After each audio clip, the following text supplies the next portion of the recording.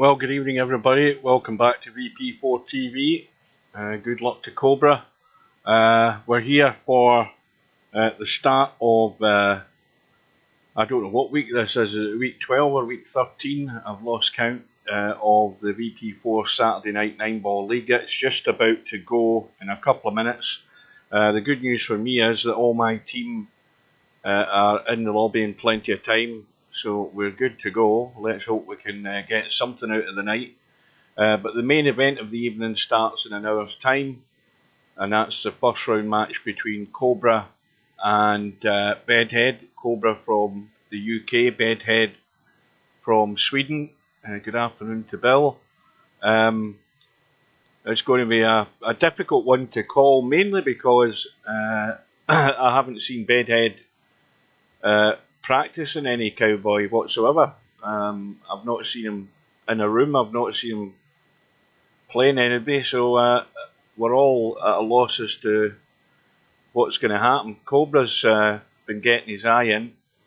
So Bedhead is chosen to remain a dark horse. We don't know how he's going to stand up to the... Well, we know he'll be okay in the 10-foot table because he's used to that. But what's his shape and pattern going to be like as far as the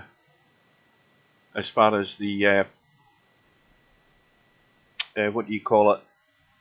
As far as Cowboy goes. Anyway, let me have a quick look. Hang on a sec. Well, I'm assuming that Steve isn't going to be here for this league part. He might turn up for the match, I don't know, because nothing was mentioned last night. He might be busy, he might be out in the town or away playing golf, I don't know. I'll just keep an eye out anyway. But for the most part, I'm going to be more interested in what's happening with my team because we're rock bottom. So I'm looking for at least a couple of wins tonight. I think we've been really pasted the last few weeks. So Fast Eddie is in, and we'll see how he performs. He's going to be facing... I don't even know who we're playing this week. You know that? I haven't even looked. I haven't the foggiest idea who we're playing. It might be a good idea to go and have a look. Hang on. And get the thing to work. Where is it? There it is. Welcome to Brain Fill Out. What's the schedule? We are playing Team Omega tonight. 9-Ball Shots is playing Breaking the System, and Lovely Bunch of Coconuts is playing Team Piñas. So once again, I don't know what members of what team are all here. All I know is that my team are here. That's the only thing I'm aware of. How the other teams are shaping up, I haven't a clue. So we'll wait and see. Welcome back to Spud Boy. And for that matter, having mentioned Bedhead, normally he's hanging around in away mode when it comes to match day, but he's nowhere to be seen. But again, there's plenty of time for him to get here. Now these league matches are already up, so straight away we've got Fast Eddie and Mr. Fox. So Mark Shark is playing Cue Ball 181 and Popman's playing Gracelite. So I'm going to get in and have a look and see how... In fact, is Mr. Fox in the lobby? Let's leave the room. I don't recall passing his name. I don't recall seeing his name. Oh, I hope he doesn't show. At least we'll get a win. I don't see him there at all. No, definitely no sign of him. I wonder if he's forgotten. Or if he's just letting Fast Eddie stew and then show up at the last minute. Well, let's see how Mark Sharp's doing. What kind of handicap he's given? He's given away the 7 ball to Q ball 81. And this is a perfect line of balls to get dirty behind. A good line of balls for cover here.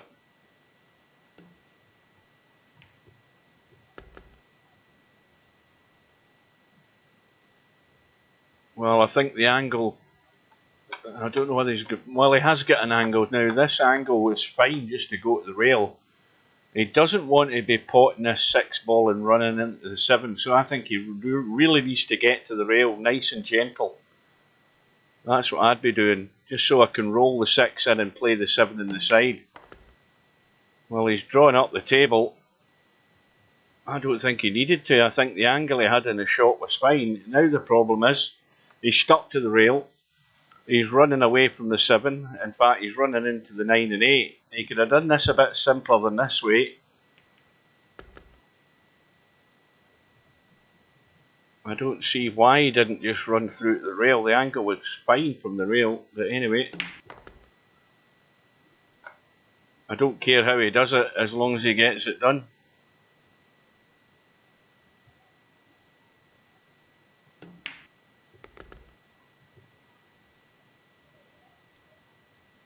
Now, what I need to do is tab out to the live matches and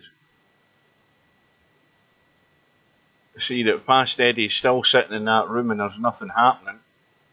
So Mr. Fox hasn't arrived yet. Potman and Gracelate are underway. And the other matches, we've got 9 ball shots at breaking the system. Sergresh is up 1-0 against Witt. Bankster, Larry's up 1-0 against him. And Brainfill out sitting there also waiting on Tony U turning up, so there might well be a couple of buys. The other match though, Lovely Bunch of Coconuts and Team Pinas, they're all present and correct. Vertical Liquid is 1-0 up against Vexor. John Boo is 1-0 up against Old Man Bob. And Bill is 1-0 up against Jover, so they're all underway. Fast Eddie is getting the last 2 against Mr. Fox, but no sign of him.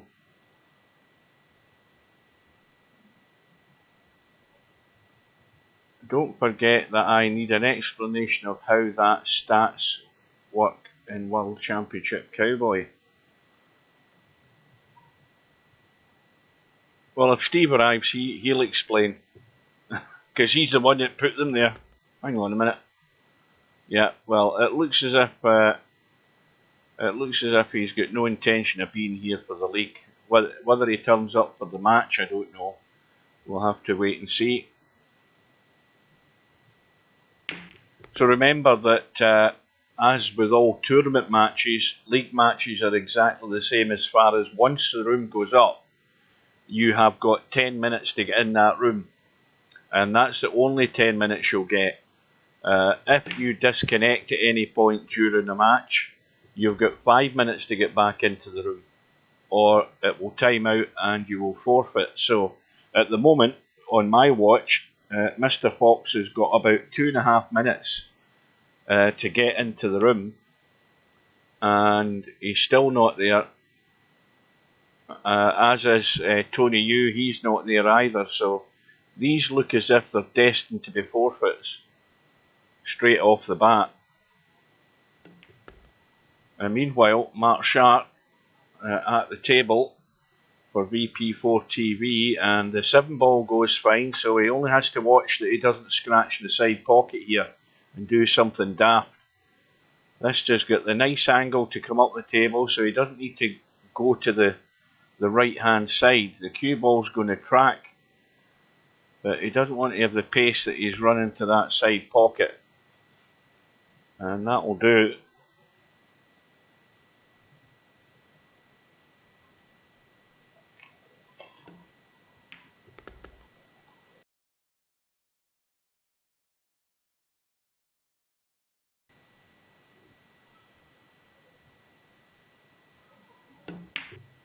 Oh dear, that's a terrible miss. That is a shocker. An absolute shocker. I mean, that is just so careless.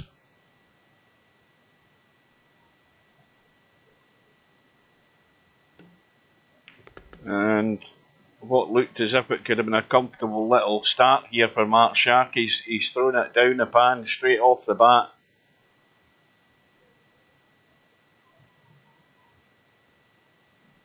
No way he should ever have been missing that 8 ball. I mean, you'd nothing to do with the cue ball to get on the 9 for a start. All you had to do was pot the 8.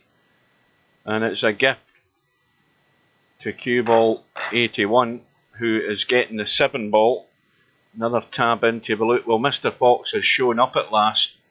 As has Tony Yu. He's turned up at the last minute. So everybody's here. So they're underway. And with that, I am going to tab out of this room and head into the Fast Eddie match and get in. As I say, I'm looking for a result for my team tonight, so I'm being a bit biased in checking up how they're doing. Now, the obvious explanation here is last 2 means exactly what it means. The obvious thing is the 9 ball will be one of them. It could be any other ball along with the 9 ball, and as long as you pot one of them, you win the rack. It's not like having 7 and out or anything like that. If you pot the only way you're going to win the rack earlier is by potting the 9 ball legally, like any other game of 9 ball. So Mr. Fox trying to spin around and has misjudged the cut in the 3, but he's got away with it.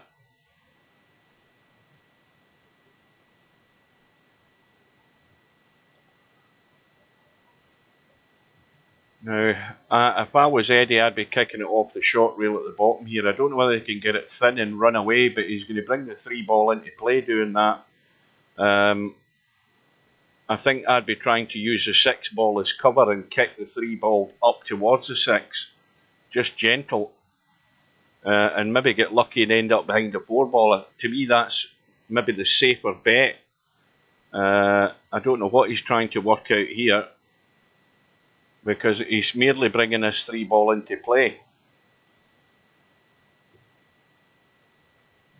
Well, that'll work. I don't know whether that was in the plan, but it'll do. I still would have kicked that, because you've got the chance of getting lucky behind that 4 ball, and you've also got cover with the 5 ball up the table and the 6 ball there. But he's got a lucky roll.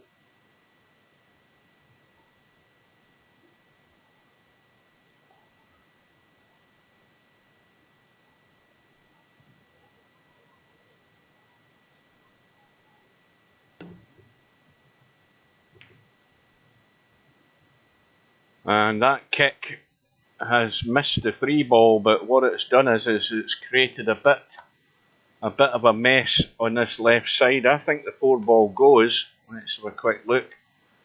It does, but you've really got to be sort of like it on it like this to make it a comfortable shot. 6 ball will drop into the side pocket, but he's got to open up this angle, flatten it out like that. That will do.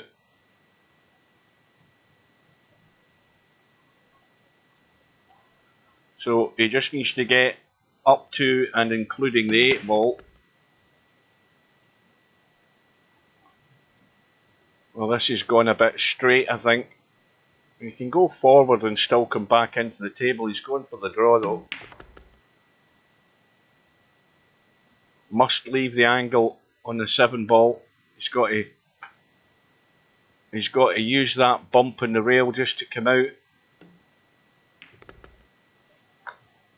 So he's got the angle to work with.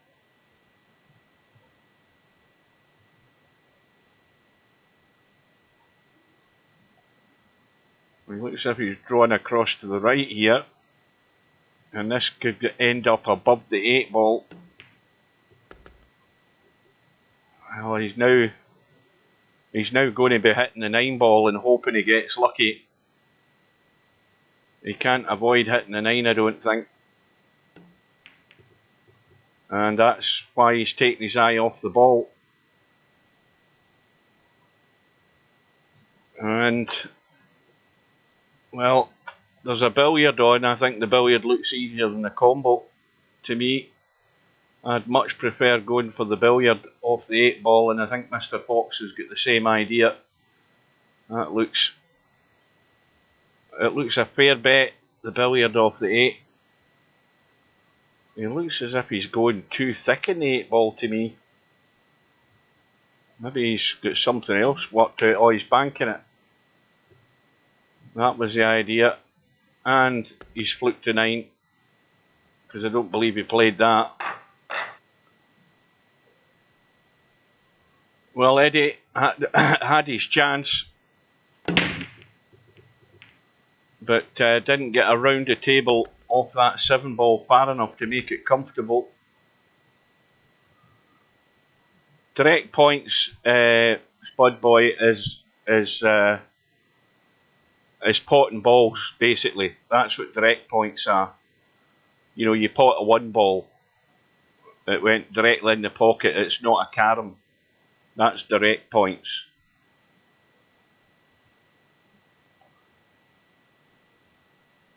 So you're always going to see more in the direct points tally than you will do in the carom tally. Simply because you get the point value of each ball.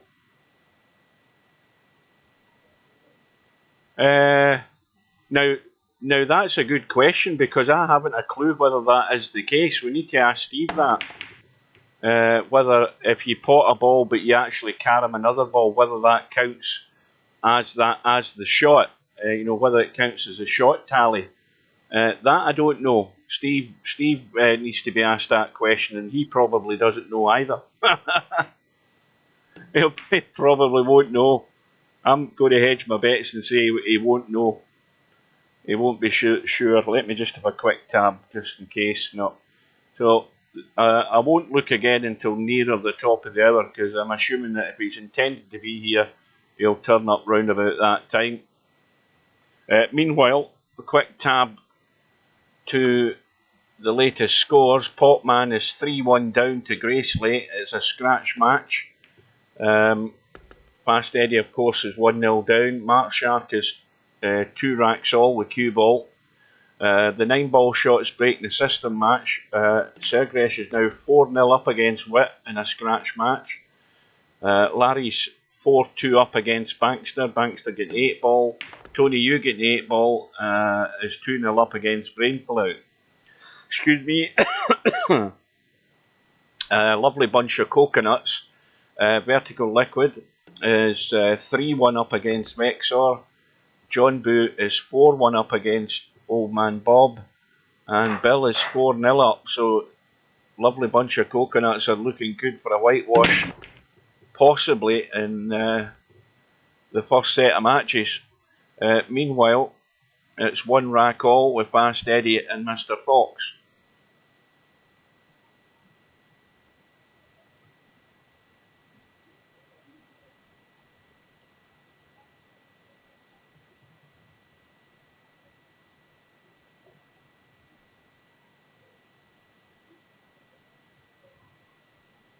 So Eddie has broke off a couple of balls in the break, but if he's going to try to jump this 4 ball, he needs to have a low angle on the jump cue and just skim over the top of that 4 and no more to catch the edge of the 1.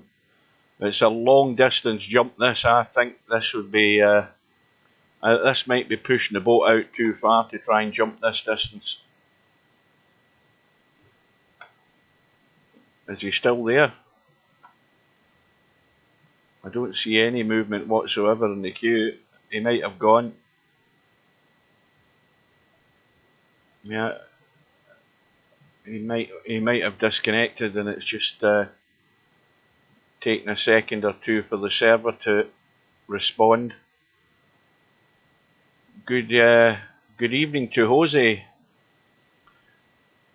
Mooncake isn't here for a conversation, Jose. He's not showed up.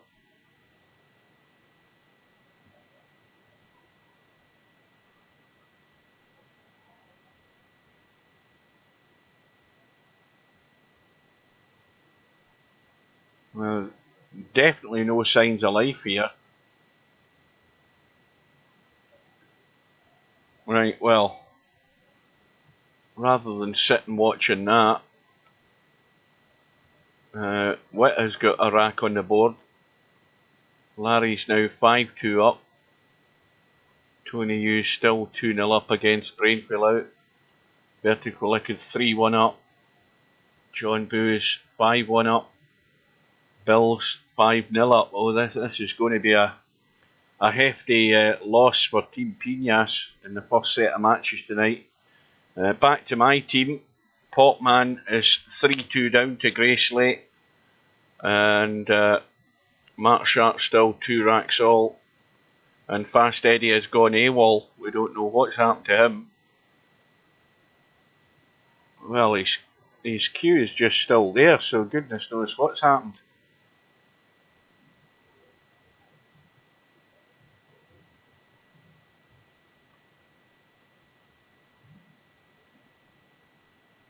Now I don't know whether there's any sort of timeout. Although there isn't a shot clock in this, I don't know whether there's any actual timeout in a game where you're just sitting there in the room. I mean, if he had disconnected, he'd have gone by now. And Vexor has gone as well. I wonder what the hell's happened here. Maybe we've got a more of an issue than anything else. Hang on a minute. Let's see if we can get a hold of Steve. If he can have a look at something. Wait a sec. I'm just going to tab out a minute. I'm going to go to the lobby and see if we can get a hold of Steve.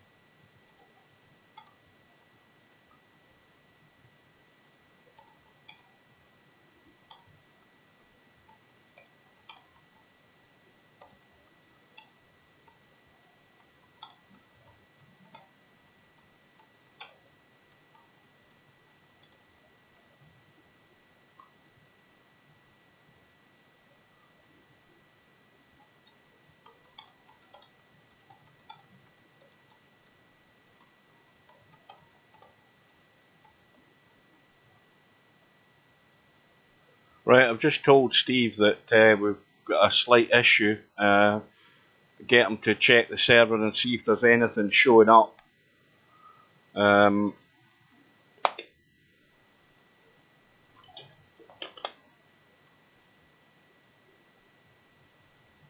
I'll try and see if I can get back into the room.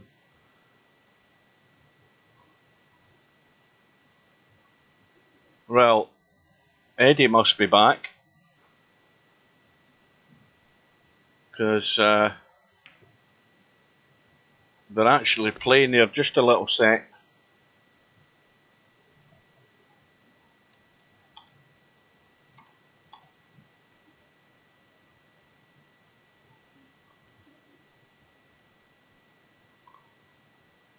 Well, Mr. Fox is at the table.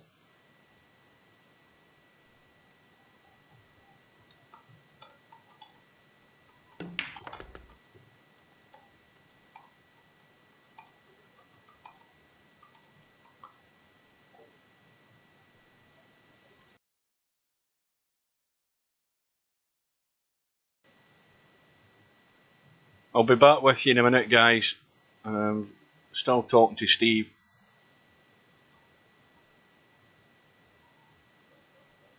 He's just one. I mean, Mr. Fox is shooting at the moment. So waiting to see if Eddie can get a shot and whether he can play normally. Interesting that there's a couple other issues going on. Right. Steve said the only thing that's showing up is that Eddie had connection problems.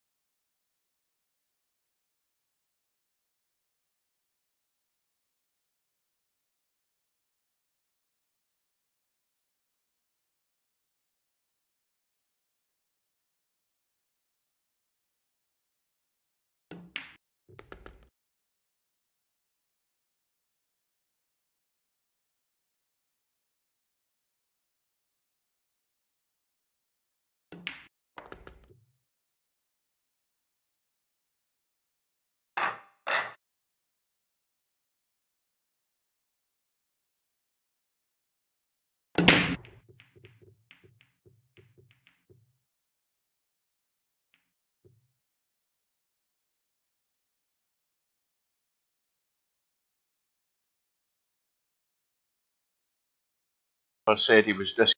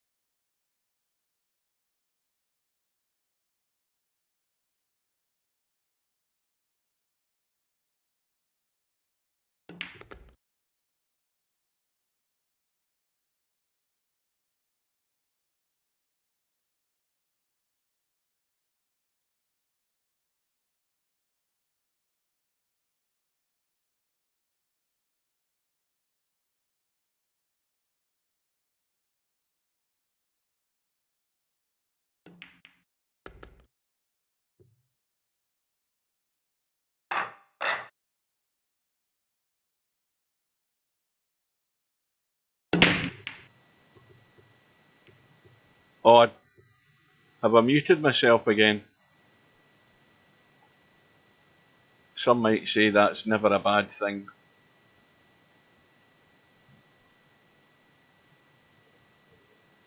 So this time Eddie's dry.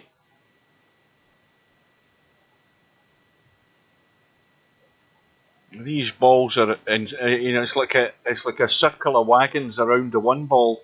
It's like an old western. The wagons are circled. Now, does the 2-ball pass the 3? No, it doesn't. I think the best he might get here is a combo onto the 5, or is he trying to squeeze it in off the jaw? Well, it did go. It shows you how bad my eyes are. I thought that was way too tight.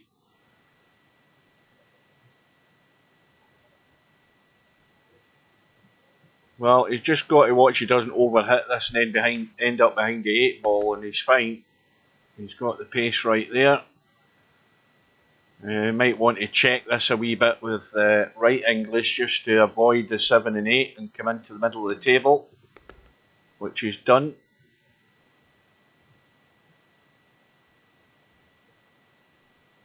And now just go to the bottom rail and back up, and now he's just trying to nurse it in. He's not going. Yeah, see, he's gone fairly straight in this. You always prefer some sort of angle to work with. This is dead straight. And then the obvious thing, I mean, you can pinch an angle on that 7 if he wants to run around and run out the pace of the cue ball for the. What am I talking about? He's on the 6. I never even noticed the 6 there. I'm looking at the 7, thinking he's potting the 7 and then going for the 6. My head's already gone. And Bill has won his match. The first, I think that's the first points on the board. But no, it isn't. They've won all 3 matches. They've won the first 3 matches. Vexor's ended up forfeiting, so he's gone. Obviously, he's got more serious problems with his internet. Meanwhile, Popman is 4 racks all with Grey Slate. Mr. Fox has just gone 3-2 up. Mark Sharp's 4 racks all with cue ball, so it's again on a knife edge for VP4 TV in these first matches. It could go either way.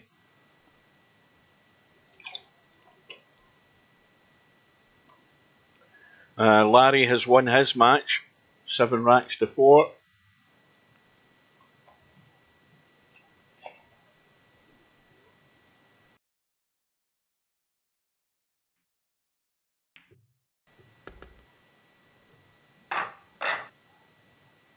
And all of a sudden, it's 4-2 to Mr. Fox.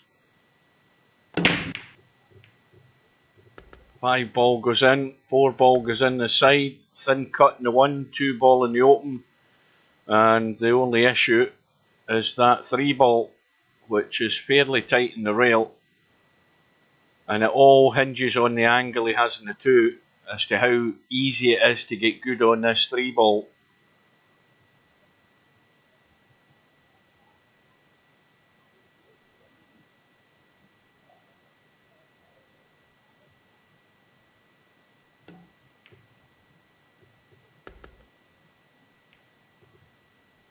And this is a toughie because I mean he can go up top into the top corner, and if he's doing that, he's coming off the rail and coming across for a line top side of the 3, going that way. I don't believe he wants to try cutting it in the side because then he's possibly running into the 3, depending on what he does with the cue ball, but.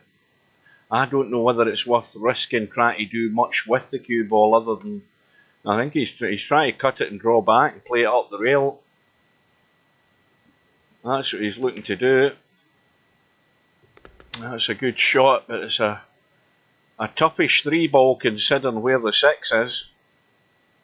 This is going to have to work big time. Yeah, that was asking just a bit too much. I think he'd have been far better. Actually cutting that and going to the side rail and coming across for the 3. So Eddie has a chance here, and he should be home and dry. I mean, I can't see where there's going to be a problem here. He's potting the 6, he's going to come out for the 7. and he'll be on the 8 to get back within 1.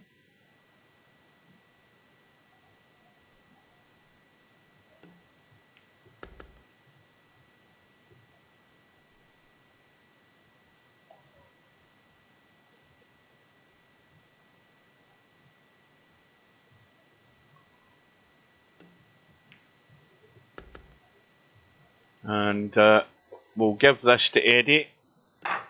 Quick update. Popman is 5-4 up. Mark Shark is 5-4 down. 9 ball shots are 1-0 up. Larry's already into his second match. Neck and neck between Tony Yu and Brainfill out. It's all square, 3 racks all. And further down, well, lovely bunch of coconuts are off and running in their second set of matches because they've raced through the first 3. Meanwhile, there's no score in my team's matches yet, and we're nowhere near a result either.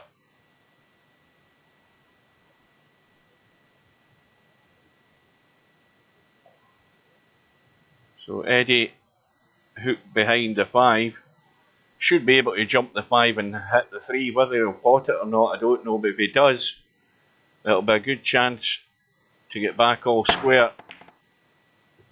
And well, at least it's not a gimme where this 3 ball has finished, because if Mr. Fox is going to try and pot this 3, he looks as if he's cutting it in past the 5. I think if he was going to pot it the other way, he would have had to get right into the cue ball. Again, that's a tough cut. That's never easy. And Eddie, well, he can try thinning this. Cue ball's bouncing all over the place though,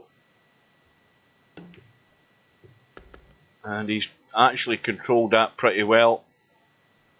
Well, the only thing that's going to scupper him here is how he finishes on the 6 as to how he can get to the 7. I mean, the 7 is wide open down here, but you'd be amazed at how easy it is for that 8 ball to grab the potting angle off that 7 if you just finish too high. And you just got to be careful. And the other problem is he's dead straight in the 6. So the danger here is drawing back, because this could draw back up to the pocket at this angle. This is dangerous. He's got to watch the pace. He's got to watch the pace. Oh dear, is he on the hook? Oh, he's okay. Well, I'll tell you, he breathed a sigh of relief there, and so did I, because that was taking an awful line towards the pocket. And John Boo has won by forfeit as well. Well, I think Vexor is gone for the night. I think his whole system's down. And that 8 ball is just going to brush the 9. Is it going to stay in line? Yes, it does.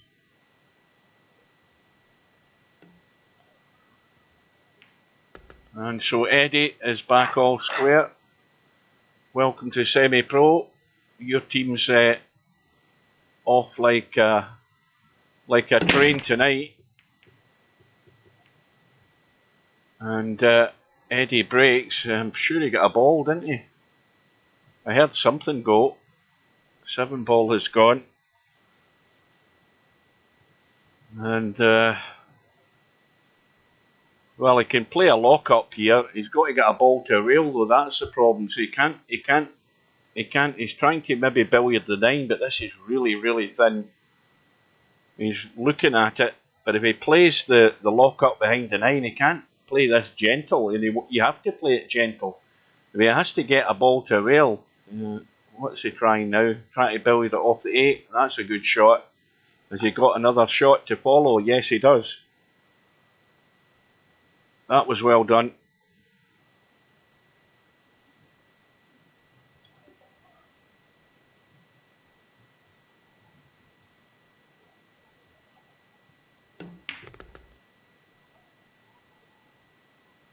Now, don't hook yourself behind the 6. That's the rule here. And he stayed well away from it. Now he can come out behind the 6, or he can come up between the 8 and 9, depending what he does with the cue ball. I would much prefer coming up between the 8 and 9 and staying right side of the 5. You see, he's came 2 straight. I mean, he should have put a bit of inside right on it, but anyway, he's got a lucky roll. I don't believe that that's what he was playing for, but it'll do.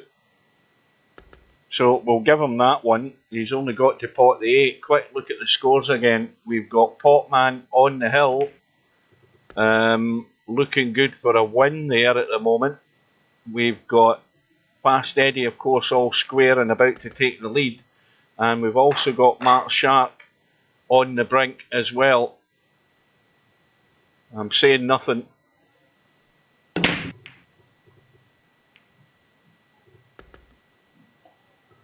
And again, a ball in the break. This time though, Fast Eddie can pot the 1, but I think he's got to take his medicine and punch that 2 ball around the table if he can, and leave Mr. Fox nailed to the 9.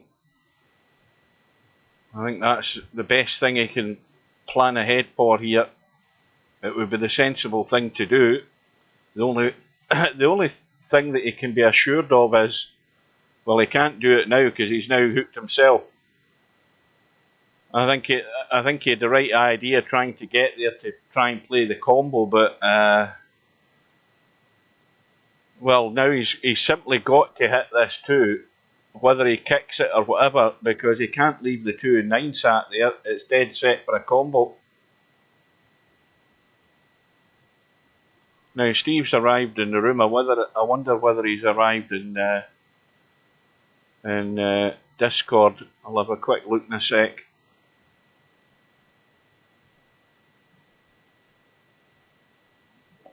Well, this looks too tight to go over the 7. But what do I know? Oh, that'll do. Well, there's another lucky roll. But can he get enough of that 2 ball? I think he can chip that 2 ball and play the combo here. It looks a good line just to chip it. Oh, he just hasn't got the legs. It needed a wee bit more. Hang on a sec, guys. Nope, he's only in spine.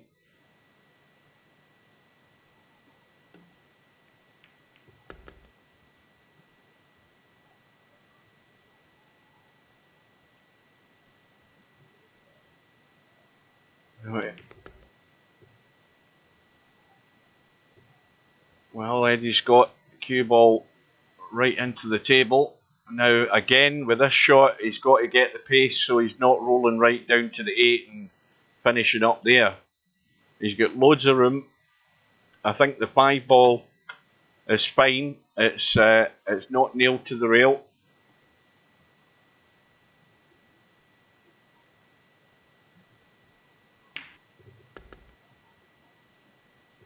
Hang on a minute. Well, he tried his best to hook himself. Has he got enough of that 5?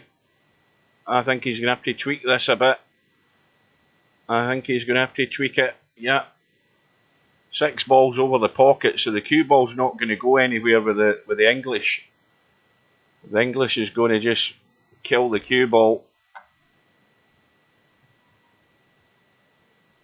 Well, this looks simple enough, doesn't it? Up and down.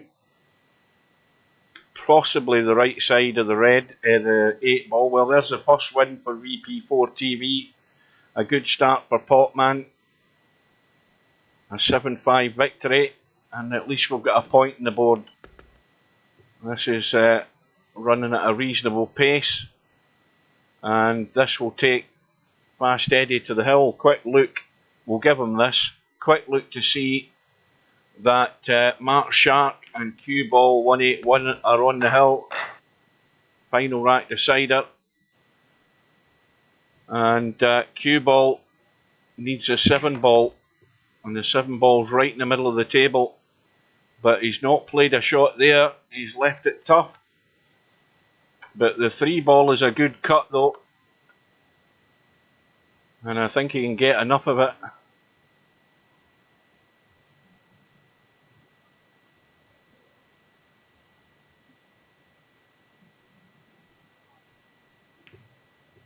So he's punched it to the rail. And Mark Sharp has his chance. Now, how's his nerve? Because he missed a bloody sitter earlier on when I was in the room. Well, this you trust your instinct. You pot the 4, the 5 ball is on the rail, the cue ball has to go.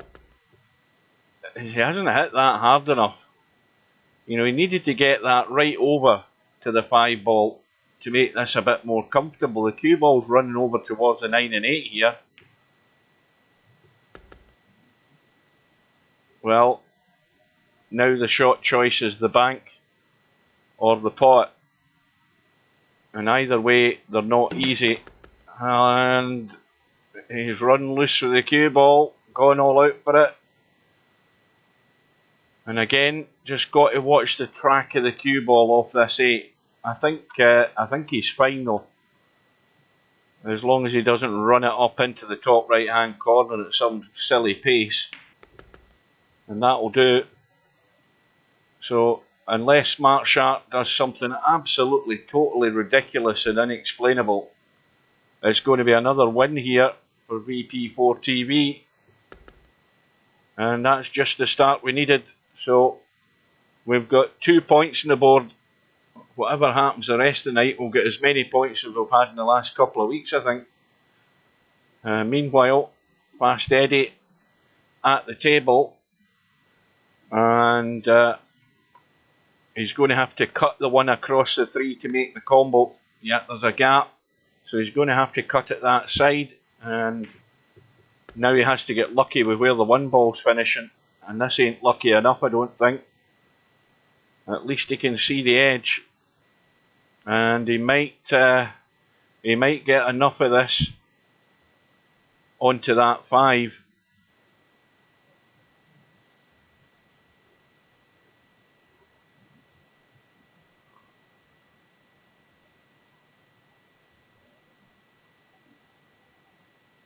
Well done, Potman. Now, where's the cue ball finishing? Is it running? Is it running? Is it running? Yes, it is. What game are you talking about there, Potman? Is this something I need to try, or are you talking about this VR game of yours?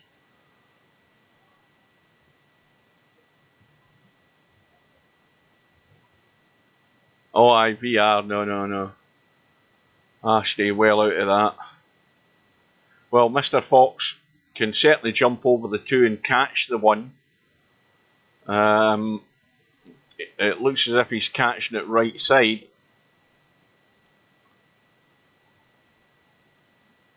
Oh, he's going for the kick now instead.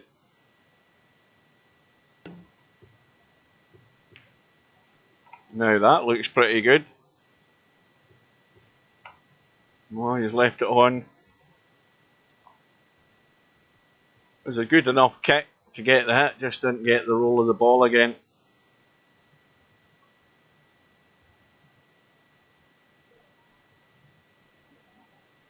Well, tell him what the game's called, Potman, for God's sake, then he'll have a better idea.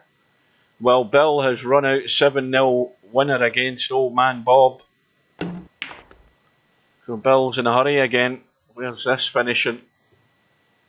That's no good. And the way these balls are sitting, Eddie's going to need another lucky roll here to prevent Mr. Fox getting back to within 1.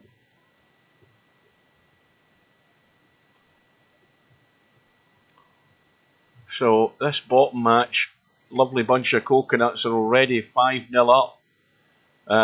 Of course, with Exor forfeiting, they're always going to get a win in each of these matches.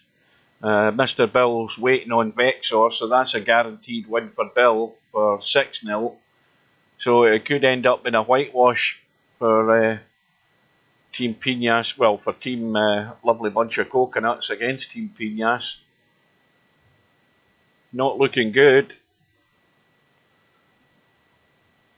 Mr. Fox under a bit of pressure here. Oh, he's hung the 2.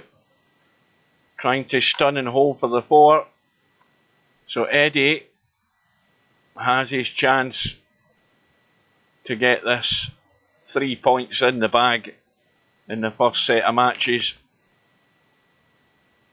Well, he's got to go 2 rails here, I would think, possibly 3, just to make sure he's bottom left hand side here in this 5. Does he want to try and get into a gap? Well, he's gone to the rail. That will work.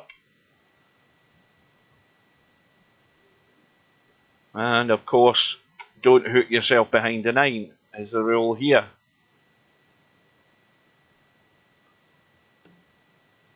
Oh no, I don't like this. Oh well, a wee bit sort of tentative, but it's looking good for 3 points in the bag for VP4 TV. About bloody time.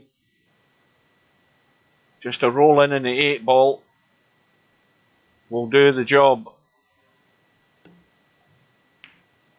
So well done for Fast Eddie on his first outing as the new VP4 TV member. And confirmation as the result will come through very rapidly. We've got 3 points straight off the bat for VP4 TV, so it's a good start to the night. Meanwhile, we are 10 minutes away from the match between Cobra and Bedhead in the 2022 Cowboy World Championships. We've got Mark Shark already underway against Grayslate. The other 2 matches are just about to start. 9 ball shots and breaking the system are 1 rack all. Tony Yu and Brain Fell Out. Brain Fell Out's 5-4 up at the moment. So that match looks as if it could break the hour the way they're going. And Larry is racing ahead against Sergaresh in his second match. He's 4-0 up at the moment. Lovely bunch of coconuts. Well, of course, that result is about to come through from Bill and Vexor. That will time out, and that will be another point to Lovely Bunch of Coconuts. At the moment,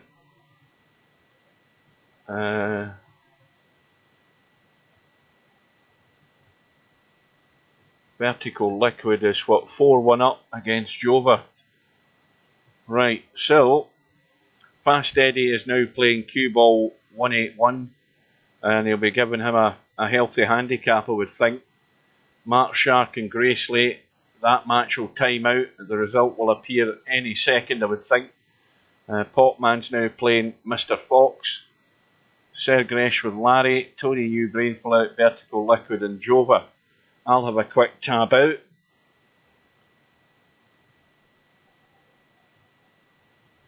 Yes, I'm going to stream. I'm going to do that. In fact, that's Steve that's there, isn't it? I never saw the chat there. I was too busy looking at matches. Yes, that's why I'm here. Of course, that's why I'm here. Do you think I'm not going to stream that match? We'll just need to keep an eye on what's happening in the league as we go on. Now, is Bedhead in the house yet? Let's have a quick look. He's usually hiding down the bottom. No sign of him yet, unless he's in a room. Let's have a quick look. Is he there? No, still no sign of him. Is Bedhead going to show? I don't see him in the chat. Mind you, I can't read the chat or read the list of names because of the chat being over it. Right.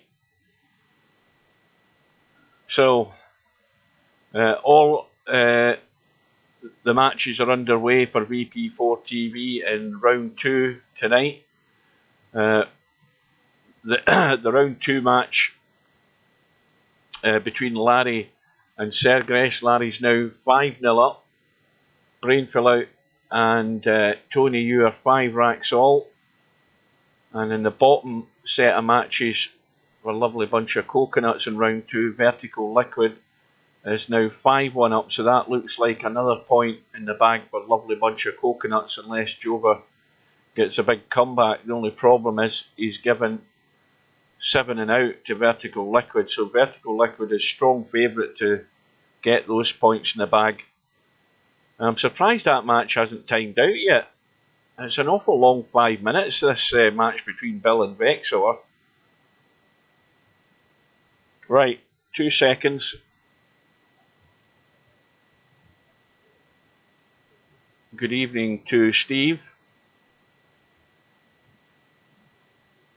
Well, he's in Discord. He's just totally ignoring me at the moment.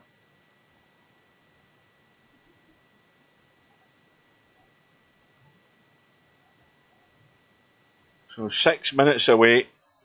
And again, as I said earlier, I'm being a bit biased because my team's at rock bottom and we're looking for some sort of a result tonight. Mr. Fox has gone 1-0 up against Popman. Popman getting 8 ball. The other 2 matches, Cowboy 181's getting 7 and out against Eddie. Grey Slate with Mark Shark as scratch.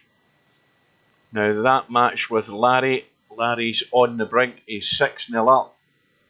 And again, looking very likely to get the second point in the board for breaking the system.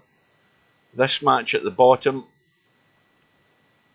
Jover and Vertical Liquid, is that not the same score it was 2 minutes ago? It's still 5-1, or was it 4-1?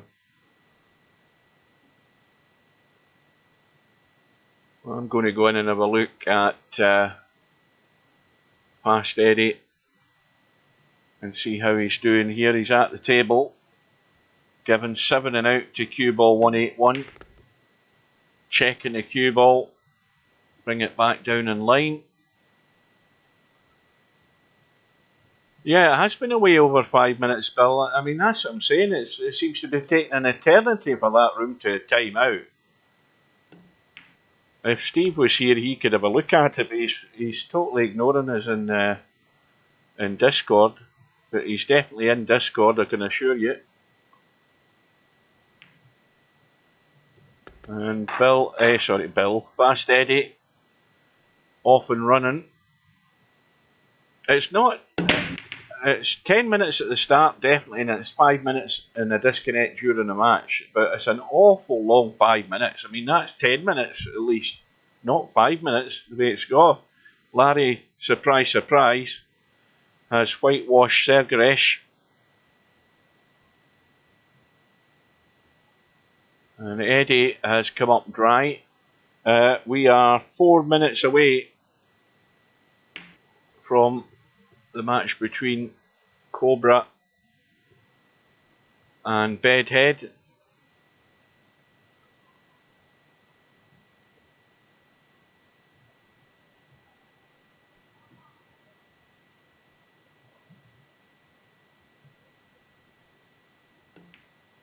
That's overcut. Way overcut. But Eddie's got lucky, although he's left the bank on. Good evening. Oh, you've arrived, Steve. Yeah, there was sort of... Well, Vexor's gone. He's gone completely. Because he was the one that was having the same problem that Fast Eddie was having. Yeah, he must have a bad connection. Yeah, I don't know. There's... Fast Eddie's on... from what I'm understanding, he's on some sort of mobile internet. Whether he's in a trailer park or something, I don't know. I think that's what the sort of discussion was in their room. But well, you know, I mean, that's not going to typically work as good. I mean, some of those connections are better than others. Yeah. I mean, virtual pool doesn't really require a great connection, but, you know, if it starts dropping connections all the time, that's an issue.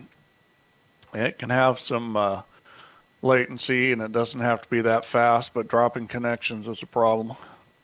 Oh, now, Spudboy, are you there? Because you've got a question for Steve as regards the Cowboy stats. He's in his RV, is that right? I don't know whether Spudboy's still there. He's maybe fallen asleep again. The question was in relation to the direct point stat, Steve, for Cowboy, and I was betting. What direct point stats? Well, I think that's what Spudboy was talking about. Is there not a direct points tally in the stats for Cowboy? I don't think so. I don't know. I mean, I can put more stuff in, but Well, I bet. right now there's not. The only thing I did is I did change it so that today it should start showing the match score correctly. Right. But I'm pretty certain that in your overall stats, I don't know whether the stats are there for the tournament, but my question was brought up by Spudboy, who mentioned about direct points, and he was asking me what does that mean. And I said, well, that tends to be the fact that you're potting balls, so you're getting direct points for potting the ball. The points value the ball.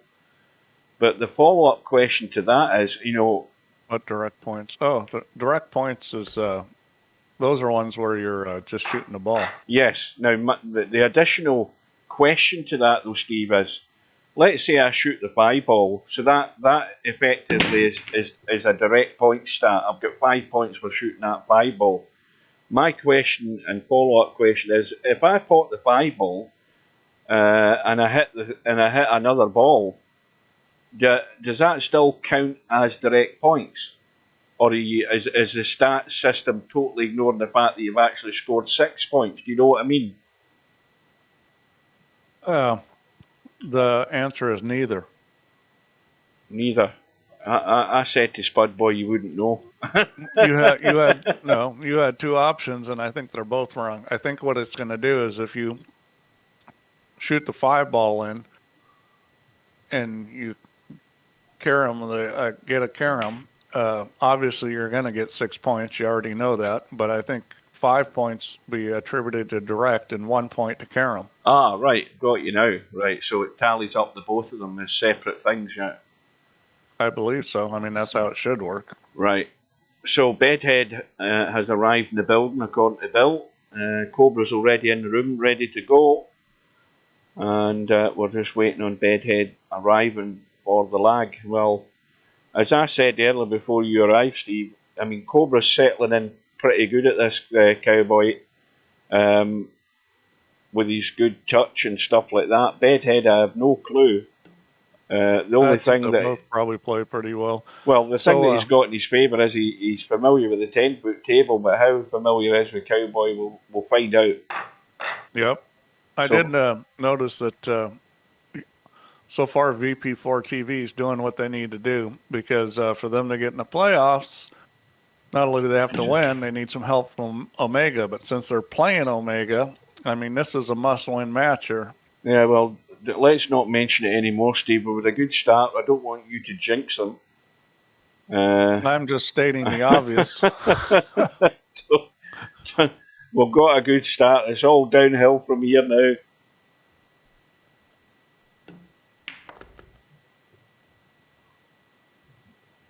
Yeah, I don't know who's going to win this game. I mean, I think it's going to be a pretty close match, is my guess. I mean, Cobra moves the cue ball good enough. Even if he hasn't played this game a lot, he should do okay.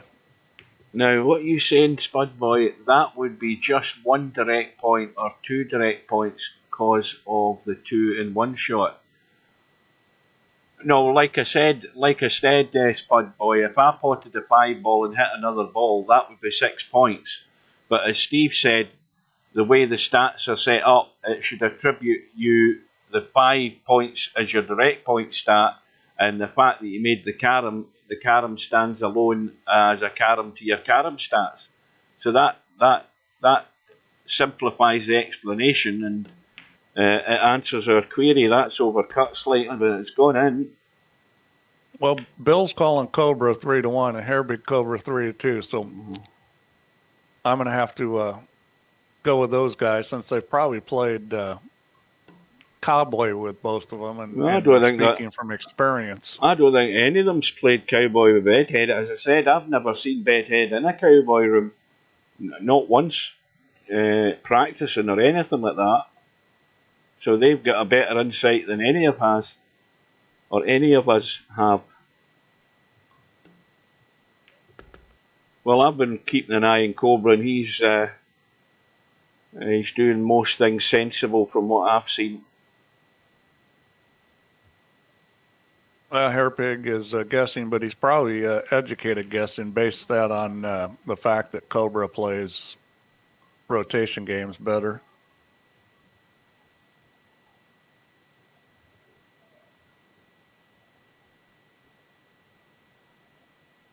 Bedhead's kind of a funny player because he's hard to put in a box. He sometimes he looks fantastic, and sometimes he doesn't look so wonderful, and it's hard to kind of zero in on him. But when he's playing well, he's got some game. Well, I've just thought of something that gives Bedhead an advantage in this game. The fact that when he's looking for a carom, if he leaves himself that high Bedhead cut, he's pretty well used to doing that. So he should find the line off the object ball to get to the carom ball with the Bedhead cuts he likes. Well, that wasn't so wonderful there. No. I actually got on the pool table last night. I haven't played any pool, and threw 3 balls out there and played some Cowboy by myself. And it kind of went about how I thought. You know, the kind of shots Interchange X was playing. I'm playing just, you know, pocket the ball and run into another ball. And I was very successful doing that. And I was doing that for both caroms. I kept the table open at one point for like, I think 9 or 10 shots in a row. Oh, that's nothing. What did you get? What was your high run? I wasn't counting points. I was just, I was just playing. I'll count points next time. But, well, I haven't seen anybody on VP leave the table open like 9 or 10 shots in a row. Oh, you haven't been in the room long enough then. I mean, Cobra did that earlier this afternoon. Well, I mean, I've watched guys play matches and haven't seen it yet. Maybe I haven't watched the right guys. Oh, is that going to count? Is that going to be a skin of paint off the ball? No, it isn't. It. No. Well, first contribution from Bedhead isn't all that impressive. Just 3 points. But yeah, I think I could run some real big runs in Cowboy, and I certainly don't, you know, play billiards. That's where I'll have more trouble if I have to shoot a billiard shot. Well, what you need to do, Steve, is we want, you know, we don't want you talking a good game. We want to see a good game of Cowboys. You want to get the tripod set up, get the camera hooked up, and get it videoed for proof. We don't want all this big mouthy talk, and we don't get seen any proof of how bloody good you are at Cowboy. The guys agree with me on that one. I didn't say I was good at it. I just said that I was, you know, able to run a fair number of points just giving it a try. Well, we'll give you the benefit of the doubt. Obviously, it's a real table, but of course, you're only playing in a toy table. You're not playing in a proper 10-footer. So again, you've got the easy part of it. Yeah, but I'm playing in a table that has 4-inch pockets. Now, are you playing alternate Cowboy, or are you just playing straight Cowboy? Alternate. All right. Alternate on the 9-foot table with 4-inch pockets. Honestly, I don't find 10-foot tables difficult. I've played on them several times, and you know, I didn't really have any trouble on them. I mean, I have a good long game, which you need, and I have a big stroke, which you need, and you know, I mean, there's probably the only shot I had trouble with on a 10-footer that kind of took some time to get used to is that cut that nobody likes in VP, where you're kind of cutting across to the other corner. Well, when you have that on a 10-footer, that's a long ways. You know, it's significantly more touchy.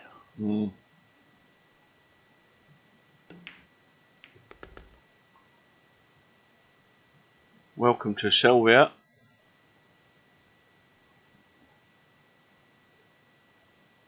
Well, it's going to be good the next visit that Bedhead gets, considering he only made the 3 in his first outing tonight, because he's going to have some sort of deficit. What that's going to be, we don't know yet, but it's building up slowly but surely. And this is it going to go direct? It looks as if he's going to go direct and stun into it. I don't think it's a bit too... I know he's going thin. He's confident enough to get that thin edge. But Boy, he did it good. Now the 5-ball's dead in the rail, though. I'm not that excited on most of the real thin shots. I mean, I'm not saying you should never shoot them, but I think from what I've seen, I think people shoot them too much. Well, or they have opportunities to do something where they can, do more of a normal carom shot. Oh, Steve, what a carom player would play. Well, he's just got the line. I thought he needed to go a wee bit lower to the left, but he's fine. I did find this shot to be not as reliable in real life. This going forward shot, the force follow. Yeah, I found that shot to be a little touchy in real life, and I expected it to be, because when you're up on top of the cue ball in real life, it's much easier to turn it a little, and that shot is pretty sensitive. I mean, I'm not saying I couldn't shoot it. I mean, I did a number of times, but I think it's harder in real life than it is in VP. Yeah, it's probably a lot more likely that you would put a little bit of unwanted English on the cue ball in real life than what you would in VP when you're playing that type of shot. If you're jacked up slightly. Well, it's just turning the cue ball. That's the issue. I think going forward's a little harder to get the line than coming back.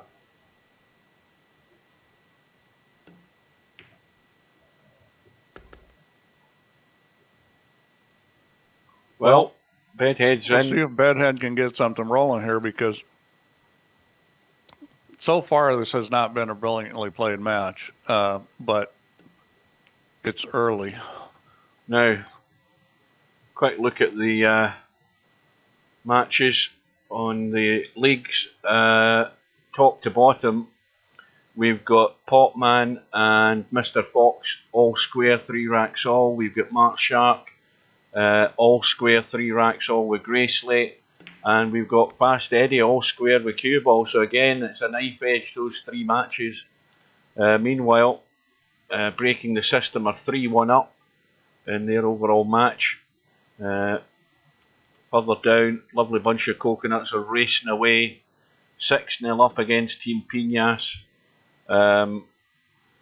Bill's already got his points on the board against Vexor, and then their final matches are about to start. So that's the latest there. I'll tell you, your biggest problem is Team Pinas is playing Omega next week, and you need Pinas to win, and you better talk to Jover and tell him he needs to get 3 guys that are playing that have good connections. Nobody's ever done me any favours at any time in VP. Even now that we've got a team, we'll get no favours from anybody. I know that we're doomed. I've accepted our demise. But if we can get you never know. A good win tonight, until it's over. I'm more concerned that we get a win tonight. We get an overall win tonight, I'll be happy, because that's an improvement, and it'll give these guys another go next week. I think we got some nerves, Sean, because we're not seeing spectacular play here yet. I'm expecting the play to get better in this match. Oh, well. The pot and the 1. Well, I think he was smart not trying to make the 1, because it was going to potentially get you on the wrong side of the 5. Well, you just need to stay bottom side of the 1, and you've got the easy carom to the 5. I don't know whether he wants to go above the 1. I tend to like to stay below the 1. He's got a nice enough angle to do that if he wants. He can go above or below.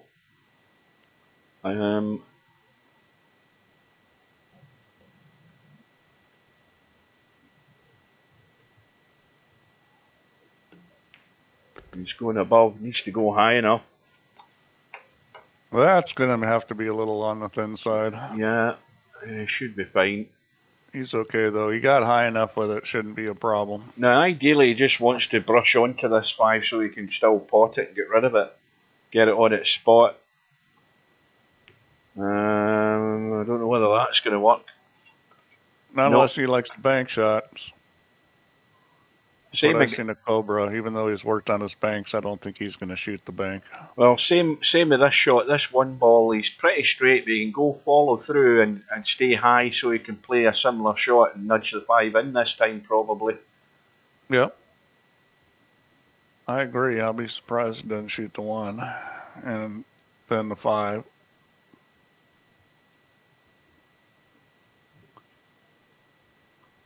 How straight is he? He's a little on the straight side. That's the biggest problem with this. He's very straight on it, so he can't do a lot with the cue ball. You know, if you go to there, you can still brush the 5, unless he wants to try and tweak a little bit here. He's very straight on it. You know, you're going to risk missing it. He's going to go short rail. He's going to go the other way. Yeah, short rail will do it.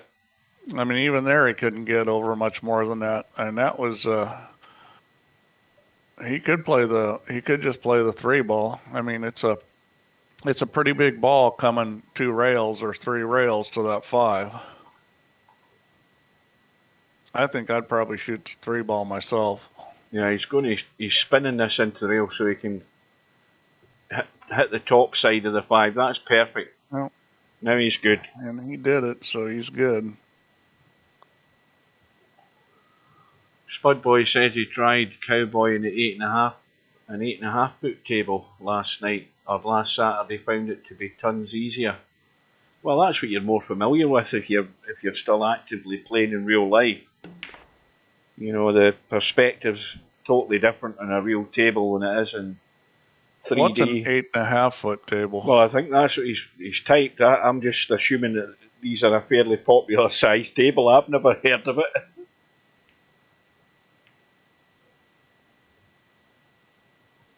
Well, slowly but surely, and this is the Cobra approach. Slowly and surely, he's adding to the points.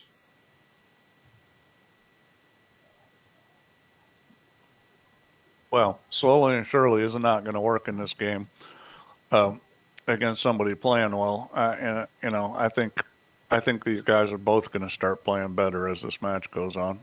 Well, we're all hoping. Cobra spent a lot of time thinking, maybe because he doesn't play a lot of Cowboy. Right, quick update. Mr. Fox is 4-3 up against Popman. Mark Shark is 4-3 down against Graceley, and Fast Eddie's 3-2 down against Cue Ball. So that's not good. We've got work to do in the second group of matches.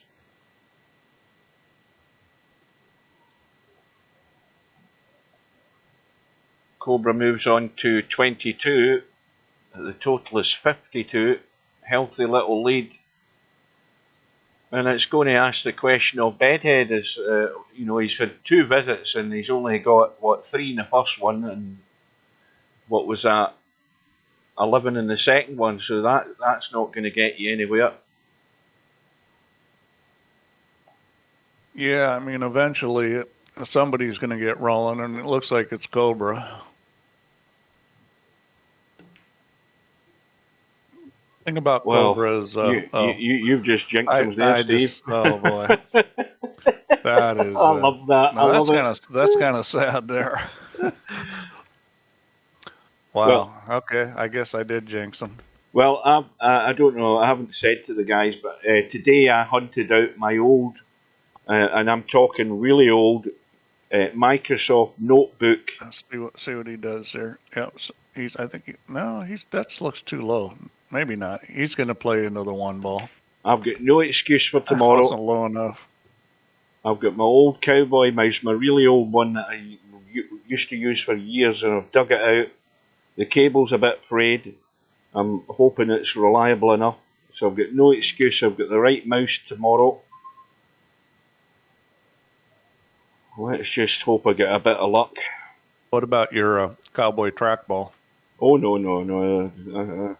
That'll never see the light of day. So, Bedhead is in, and he's already got his highest visit so far. Well, you just got to figure he's going to do better than he was doing, even if he hasn't played much Cowboy.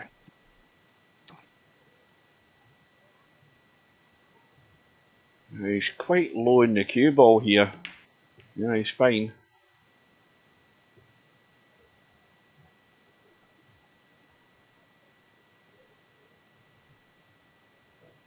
Oh no, it's not that old, Dwight. It's not an old ball mouse, but it was. It's one of those little.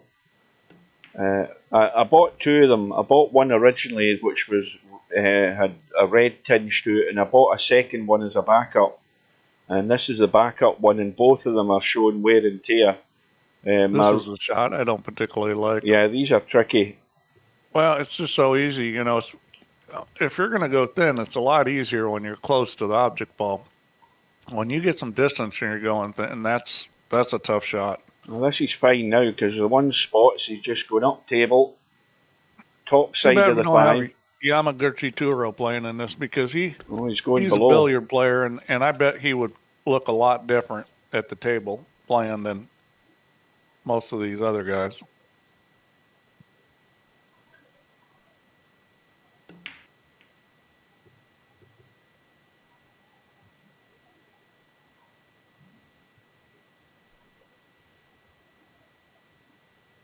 So the run goes to 22. He's creeping ever closer.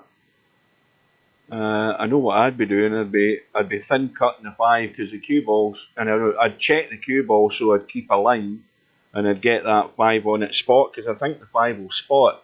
Yes, it does. So I don't know why he's not potting the 5.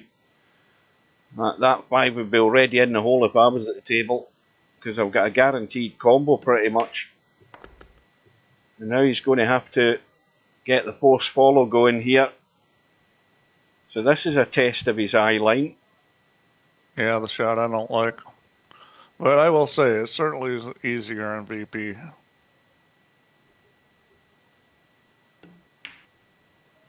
Just catching the edge. And now he's got to get his thinking cap on as to where he goes here. Now, the shot I would play would be, I'd be drawing back up the table, trying to play it short of the 3 and above the 5, and then I've got a 5 to 1. If he's going below, he's going for the cut onto the 3 this time. Yeah, that's what I would have played. It's just simple. I mean, I know there's the issue of the scratching, but I mean, this is a shot, like if you're trying to get good at Cowboy, you should practice that shot until you got it down. When you've got that nice enough angle, it's just a gentle little push through because you know you're not going to let the cue ball run loose. And now shots that come up a lot are usually shots people are going to shoot well. There's certain shots that are optical illusions. There's certain angles and stuff, and I can show you angles in pool where people struggle with. And I remember I was at a women's event, and Eva Lawrence has a shot that I said to one of the guys that was with me. It was for virtual pool, and he wasn't a pool player. I said she's probably going to miss this shot, and she did. And he's like, how did you know that was going to happen? I said, well, that angle is an angle that is very easy to miss the shot because there's certain angles that are optical illusions. Now, really strong players aren't usually going to miss that shot, but there's a number of them in pool, and I don't know if you guys ever know what they are, but watch Earl warm up because one of the things he does when he warms up is he shoots one of those shots that's kind of funny that people miss. Well, Bedhead isn't missing at the moment. He's in a good little run here, and he's got himself into the lead. Well, you know, I mean, I knew he'd start playing better. I mean, he's just too good a player. And honestly, Cobra hasn't played well this game either. I mean, they're both just getting rolling. Now this, I like going to the rail rather than directly into it. Get it out into the table. He's going gentle. He's not going to get there. Is he going to get there? Oh. Well, that was a bit heartbreaking there if he'd lost those points. Yeah, I just, you know, there's certain ways of playing shots I think that are going to be more reliable. It's just a percentage thing, you know. I'm big on percentage things. Maximize your percentage for success, and you're going to maximize your percentage of winning. See, it's a big target again to go to the rail and just kick it.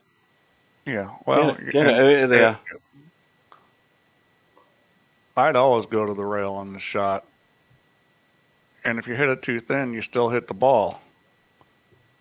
And if you hit it too thick, you do that. He's not picked a line there. That was not a difficult hit, by the way. I mean, that was... No, it was a big ball. I mean, it was a big target, but the run is 58, so it's... The thing is you gotta aim to the side. You gotta aim to the side where you have the most margin of error. And I would have probably been on the thin side there. It was going to be hard to go behind it. You know, he could have also played the 3-ball. He had that option too. I mean, that wasn't a hard carom either. He didn't have to play off the 5-ball. Now they're spread out, so again, you can pot the 1 and get up into the table. If he's going to pot the 5, he's more than likely going to leave a long force follow or a cut onto that 3. I would much rather pot the 1 and get up the table, because the 5 again's a big target on the left-hand side. Oh yeah, I'd shoot the 1 every time here. Get above it, and you know, you can go to the end rail and... Needs to come out. He needs to come out. He's going to go 2 rails in behind the 5. So yeah, well, that's a what good line. I would expect for that kind of situation. He may well get the bonus of the 1 ball as well. You never know. That would come in handy. Now let's see what he's doing. Yeah, he looks like he's shooting us the right way. Now, has it stayed on the line, so that's fine. Easy carom to follow. Well, tell a lie, he's on a pot. Yeah, I think he'll shoot the 5 in the side pocket.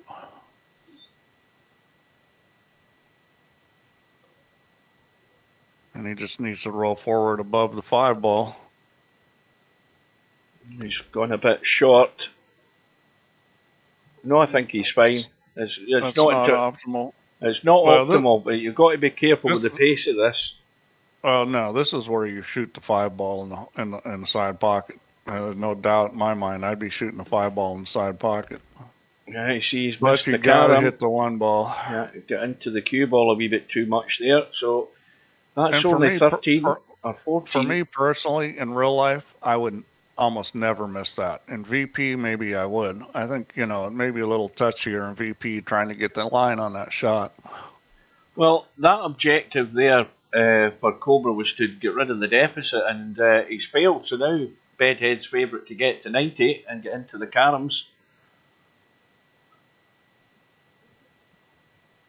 Yeah, well, he's got a little ways to go. I would expect he would, but things happen. Now, dare I tab out and have a look at these scores and see what's happening? I'll wait till we see this pot first of all. Right, quick look. Mr. Fox is now trailing by 5 racks to 3. Potman is 5-3 up, getting the 8-ball. Mark Sharp, though, is 6-5 down to Grey Slate. Fast Eddie's trailing 4-2 now to Cue Ball 181. So Mark Shark is looking to take his match all the way if he can. It's a scratch match. The other matches, well, lovely bunch of coconuts are going for the whitewash. Well, you're in pretty good shape if you get one of those matches won. You just can't afford to lose all 3 of them in the second round. Yeah. If you only win 1, you're still okay. If you lose all three, then it's anybody's ball game. So, Cobra's back at the table. What's happened there? Bedhead stuck on 80. Yeah, so he only got 8 in that visit. Yeah, I mean, things happen. Well, you obviously play the 5 here. Stun into the 3 if you can. Yeah, it's be interesting to see how he plays this. Is he going to play it rail first or straight into the 5? It kind of depends on what you're planning on doing with the cue ball. This is the kind of shot where, you got the option for rail first if you want it. Oh, bonus 3 points. And he's looking good. Well, that worked, and he's perfect. Now, if you're going to be thin on the ball, this is how you want to be thin, where you're real close to it.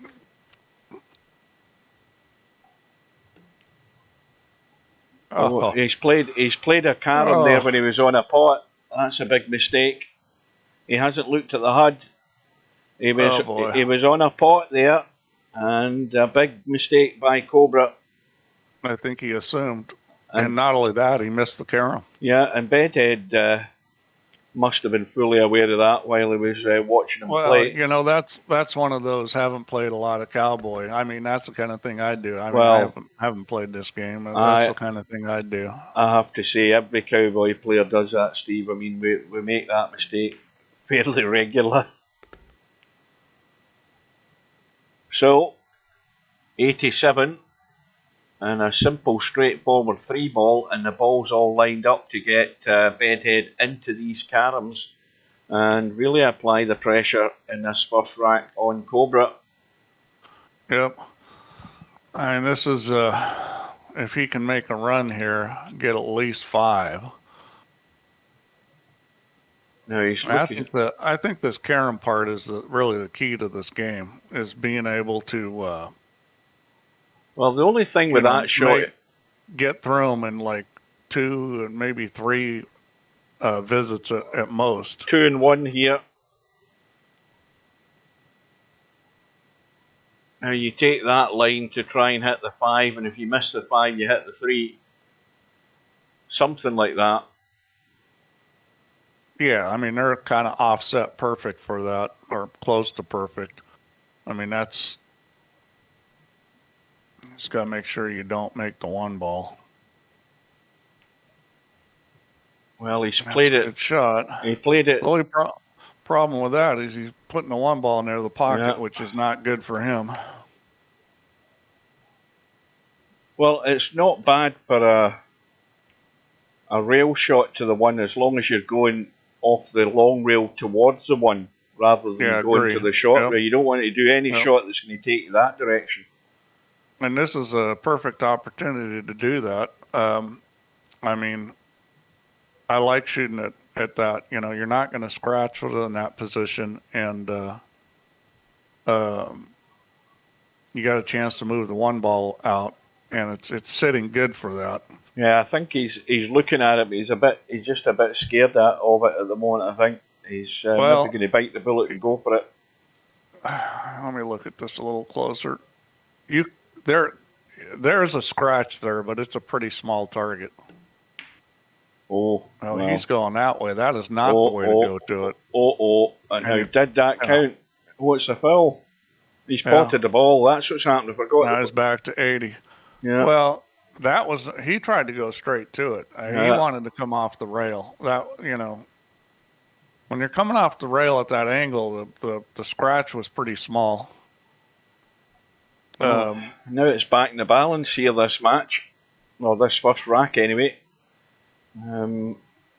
Yeah, all of a sudden it's anybody's game. Now, quick look and see how things are going. It didn't scratch those small victories. Well, okay, you got to give him credit for a positive attitude. Oh dear, Top Man and Fantastic Mr. Fox are hill. Grey Slate's beaten Mark Shark 7 racks to 6. Cue Ball 181 is 4-3 up against Eddie. So Pop Man and Mr. Fox are in a hill match at the moment.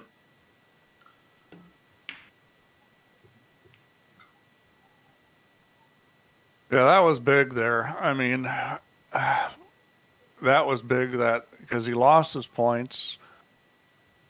He set Bedhead up or Cobra up, and who knows what the score is going to be by the time Bedhead gets back to the table. So you see how quickly the train of thought goes in the commentary box, because I mean 2 minutes ago I had Bedhead on 90 and into the caroms. Next thing you know, boom, he's scratched, and he's now chasing after Cobra again.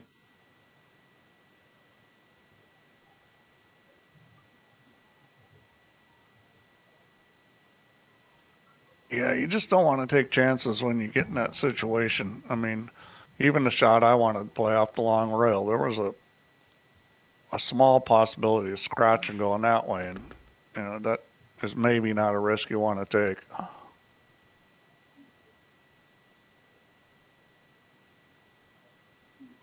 Well, this is a reasonable enough line. The thing about this game is, unless guys are showing you they can run out, a lot, like be it 70 and run to 101, you kind of got to be a little careful and get your points, because you can't afford to play too aggressive and take too many risks in that situation. No. I mean, if you're playing a guy that can do that, run big runs and run through the caroms, then, maybe you do have to think about, taking more chances. But these guys haven't exhibited that. I kind of doubt Cobra's just going to run through these caroms. Well, he's on 90, so 10 caroms required and a scratch off the one.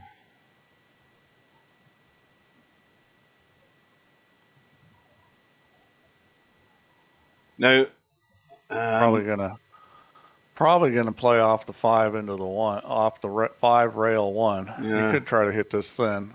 He's gonna do the thin. Everybody loves the thin. I guess from that distance, it's pretty easy. Well, he's looking to see whether they can draw off the 1 and punch the 1 around the table. The only problem with that is it's ended up in the top right-hand corner. Yeah, you're looking at the old 2-railer, and I don't know if he's trying to avoid the 2-railer or just didn't judge it right, but that's not a carom. Well, the one has come high. Yeah, the one's come high enough. Okay. To get to the 3 ball. But I don't know what I'm looking at or thinking. Well, in playing this shot, I think this is a pretty easy shot. Yeah, but you've got to hit the 1 ball a wee bit firm here to get it back up the table, and he's got the right idea. That needs to keep running. You got to know the line. Well, this is about as easy as you can get, and it's pretty close to impossible to scratch or to make the 1 ball on this. Yeah, now that he's playing this shot, he's splitting them, so that he's back to square one in terms of productivity here. Now let's have a look whether he can draw into the 5. Well, he can overcut the 1. The only danger with it is the pace that he's playing it. He's going to have to spin off the short rail into the 5. There's a danger to that shot, though.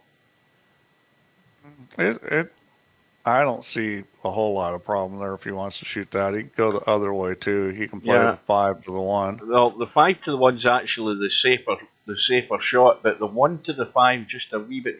He looks as if he's cutting across to come off the rail and into it. He's going to go behind it, and that's a little harder shot because there's enough room behind that 5 to miss it.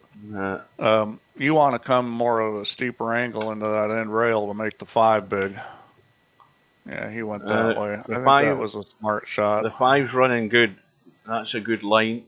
Well, it's good enough that it's left him a little stun onto the 3, and he's banking the 5 back up the table in an adjacent line to the 1 by the look of this. Well, you just got to be able to control the line of the 5 ball here. I mean, that's the big thing. You don't want to put it in a pocket. It looks as if it's going to head right. Yes, it is heading right. Watch out. Now. Those side pockets from that angle aren't that easy to make the ball, but it is possible. Now, does he cut and run or does he take a risk here? This is the painful part about Cowboy. You're well into the caroms and then you do something risky. I'd play the 3 into the 5. I don't think that's very risky. This shot's not too risky either. Yeah, but he missed it. Oh. Well, a good enough run. It's got him that deep was a into very the... good run. I mean, he got seven points in the carom phase, so that's really good. I think that's what you're going to have to do against a better player is, go through the carom phase in like two turns, because I would agree with they're that. going to do it. Yeah. That's why when you're playing somebody that you know is good, it's always a race to get to those caroms first. The only way you're really going to apply the pressure is getting into the caroms and getting a score and making them sweat a bit. But in one way, this game's a little bit like One Pocket, because you've got to play the score. If you're Bedhead now, you're probably going to have to take some chances. Because he's got to can't give Cobra, more turns at the table. So he's going to have to take some chances and try to pop off a big run. And,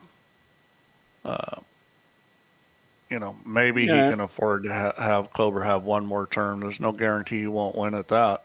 Well, all the time he's doing that, though, he can't take his eye off the HUD. He needs to be sure that he's got the count right and he's got the shot type right. It's very easy at this particular point to make a mistake. That was a nice shot there. So, well, this is going to put him on 89, and then he should have a pretty easy carom. Yeah, he's well set here. He's well set to get going.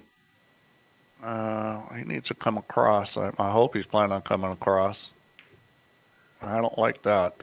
Quick look. Yeah, I guess he's okay. He held it up enough. That is okay. Well done to Popman. Popman's had 2 victories tonight. He beats Grayslate 7-5 and he's just beat Mr. Fox 7-6 in the final rack decider.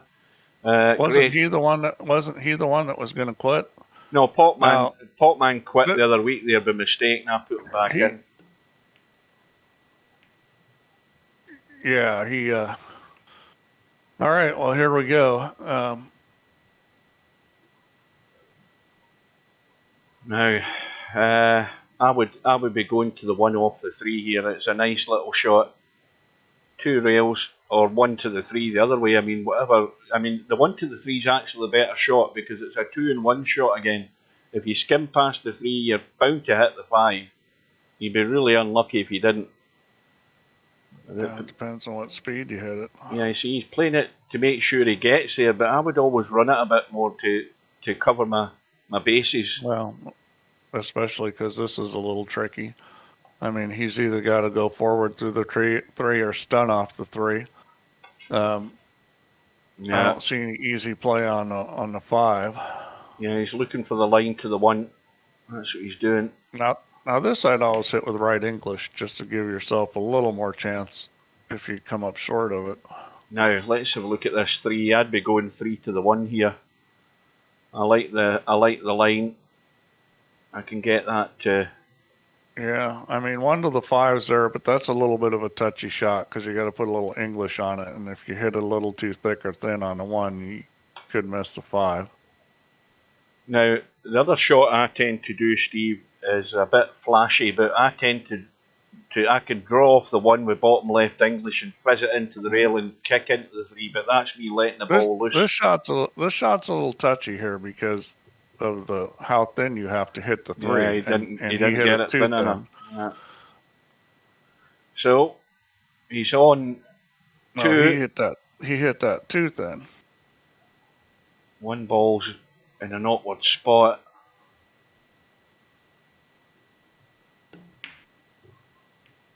Yeah, I mean, Bedhead had a decent turn, but he's going to need some help from Cobra here, I think, because. Well, this is an easy shot. I would be punching the 1 around the table and running to the 5, trying to get the 1 down this end, so I've at least got a possibility from a 3-1. He's cutting it. He's gonna thin the 1 ball. Yeah. See, that's a double. That shot's very touchy. Double kiss risk. Your shot was better. The only thing you could screw up is the cue ball catching the tit. And Bedhead's got exactly the same shot from the other Yep. direction. Punch it And through. this is a shot you play in one pocket a lot. Oh dear, And you just caught it. that Just what you that said. was yeah, and that's the thing you had to watch out for there. And the 5's dead now.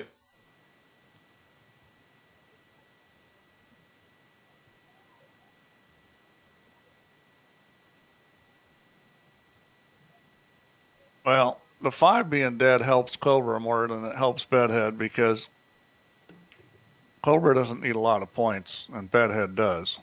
That's a nice little shot. Yeah. Again, all that Cobra's bothered about is just, making as much as he can with these two. It's a tall order I mean, he could draw. Let's have a look at the one. He's gone the rail to the one. He's going to lose his points, is he? Yeah. Well, he didn't lose his points. He went to the rail. He didn't lose his points. No, but he didn't hit the one. But you don't lose your points for that, do you? No, you as long as you hit the ball and hit a rail. I'm tired. I'm worried about VP4 TV as well. Yeah, and this situation really favors Cobra because Bedhead's going to have to do an amazing run with 2 balls. Now, there is a shot here. I don't know whether he can play the one but not pot it, if you know what I mean, and try and spin to the 3 and send the one around the table back up towards the 3. No, I think, you just have to watch out for the 3 railer on the 1. But now, it needs to keep running, though. He hasn't hit it enough. Well, but it's better to not hit it enough than hit it too hard and end up going in the corner pocket. That's that 3 railer, because that was a line it was on. Yeah, it was heading that direction. So, good evening to WizKid. He can play the draw, but he's got to watch out for banking it in across corner.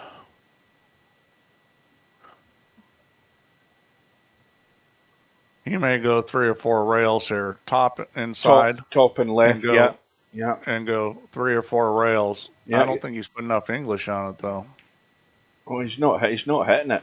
He's not hitting it at all. I mean, that line is good. That line no, he is did good. have enough English on it. He just didn't hit it. Yeah, he's just chickened out in the pace. Well, yeah, that's kind of like a pro golfer coming up short on the putt. It's like one of those things you're not supposed to ever do. Well, you Cobra come up short on that shot. He could be out here, up and down for the 3 ball.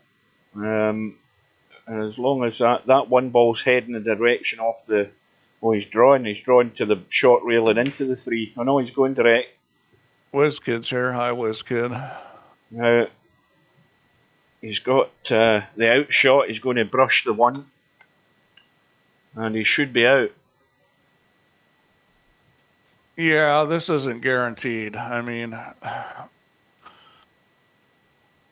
you're better off hitting this a little thin than a little thick. And that was a little thick. That was the way you were going to miss it if you missed it. If you hit it a little too thin, you're probably still going to get it in the hole. I would have favored the thin side on that shot. Well, now the 3 ball is not exactly great where it's sitting. He's trying to thin it and come out over, maybe hit behind the 1 if he can. Yeah, I think he's got a reasonable chance of making this hit. Hasn't got into it though. But no, it's not there. Now this is the old stun into the bottom corner pocket. Yeah, the only problem is you got to watch out that 5 ball sitting right in front of the pocket. Bank the 1 into the 5, yeah. You could just run off the 1 and come down to the corner. No, he's going across. He's going across. I would have thought coming down to the corner on the right would have been easier than going across. Yeah. See, I like going the other way down to the corner on the well, right. I'll tell you something straight away. If VP maybe Monster played that. What's that? If VP Monster was playing where that one ball was and Tornado Tam was playing, they would have both just stunned straight into the corner pocket, no problem. Well, the problem is the 5 there, though. Yeah. Because one ball has to come across, and you're taking a chance. He may have played it this way because he thought it wouldn't leave a carom versus the way I said to play it. This might have been a better way because he didn't leave a very easy shot here.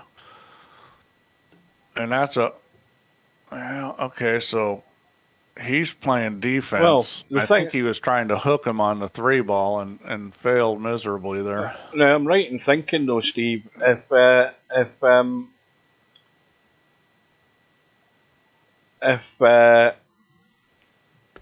fine, he's out now. But if Cobra had played the stun in off that one, as I was talking about, if that one ball had gone over and potted the 5, it wouldn't have mattered. As long as he'd potted the cue ball, he would have still won the game. Yeah. That's right.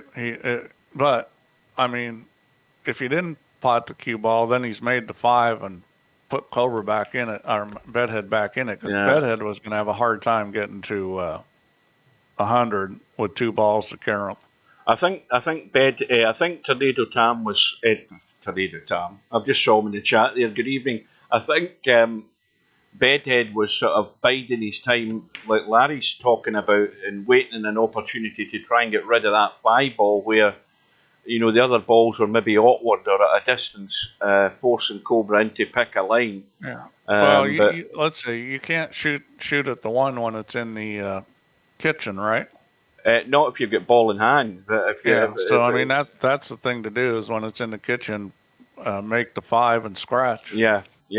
That's a tactic used in Cowboy fairly frequently if that situation comes up, especially if you're chasing for points.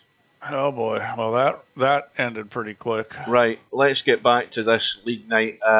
We've got Mark Sharp 2-0 up in the third set of matches against Mr. Fox. Mark Sharp's getting a 7 ball. The other matches, there's no score. They've just started.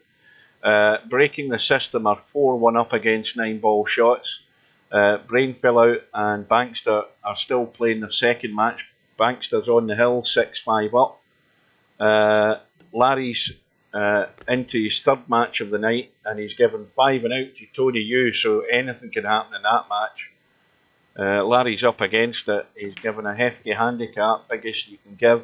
And meanwhile, the lovely bunch of coconuts Team Pinas match is all but over, apart from the fact that Vertigo Liquid is on the hill against Old Man Bob. They're 8-0 up, and Vertigo Liquid is looking for the clean whitewash for the night if he wins that match. Meanwhile, back to the game. This is not good.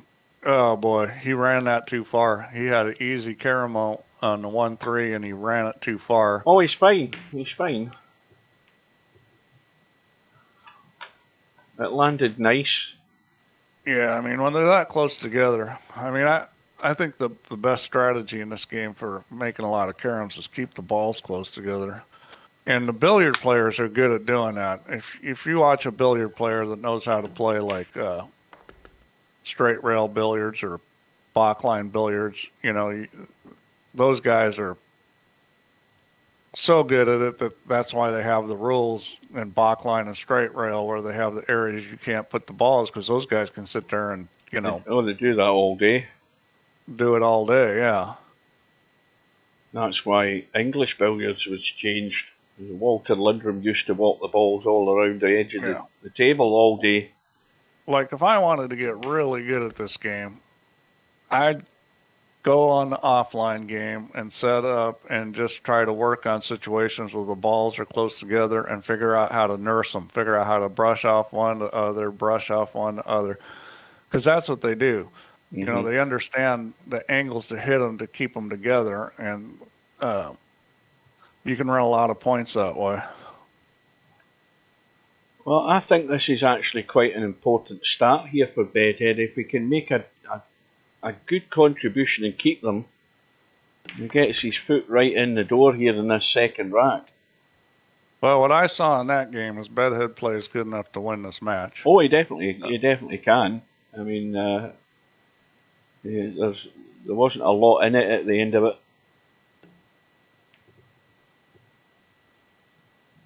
Boy. I'll tell you something else, Bill. If you're trying to do that on the carom table, which is like grease lightning, it's even more difficult. Well, Bill, you're probably right. I mean, I don't really know because I don't know how to do it on a carom table, so I don't have a reference. That's why I wish we had more carom players playing in this thing, you know, to see how they do things. You know something? I don't think there's any reason why we shouldn't have a 4-ball caroms world championship, because I think loads of players would love that. As much as Yeah, they say, well, well, we don't play it, I think they would enjoy it. we'll wait for the next physics update. You know, I mean, I'm not doing it now because we're in the middle of this, but I've got some tweaks for pool and caroms.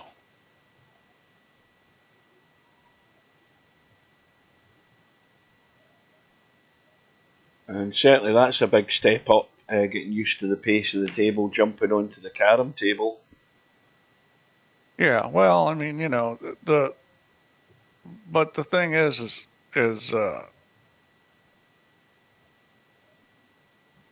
know, the first thing you gotta work on is line, and line tends to be pretty pace independent when you're on most shots. You're not juicing up with spin, or you know, it's not a huge deal. The cue ball is going to run on the line. I think the problem comes into when you're trying to control the location of the cue ball and the object ball to make higher runs. Then the speed starts becoming really important. I think I must have jinxed Bedhead because his run's ended. Run of Yeah, 26. and 26 probably is not good enough. Look at this. Has he gone round the back? Yes, he Yep. has. You know, I just don't like these thin shots. I think players are relying on them too much. I'm not saying you should never shoot them, but uh, you know, you have to be a lot more accurate when you're trying to hit the edge of the ball versus like when you're trying to hit a half to a quarter ball. Mm-hmm. As soon as you start getting below a quarter ball, the accuracy requirement starts going up, and when you get real thin on the edge, um, Well, I'm pretty sure if you saw a good billiard player play Cowboy, you wouldn't see them hit so many thin hits. well, just ask Tam how many times we miss the thin edge ourselves and lose our points trying to play a thin billiard. We've done that loads of times. Well, it's just it's a hard shot. Now, when We, the balls are close together, it's not so bad. Well, I should say when you're close, the cue ball is close to the object ball. It's not so bad. But Tam's done. I wish I had loads of video evidence of Tam doing it because he's done it plenty of times, same as me.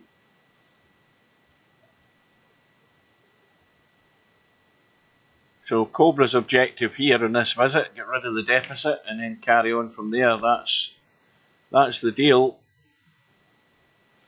yeah, and you know, Bedhead's had a couple chances at the table, and he's only got 31 points, and that's just not good enough. He's got to do better than that.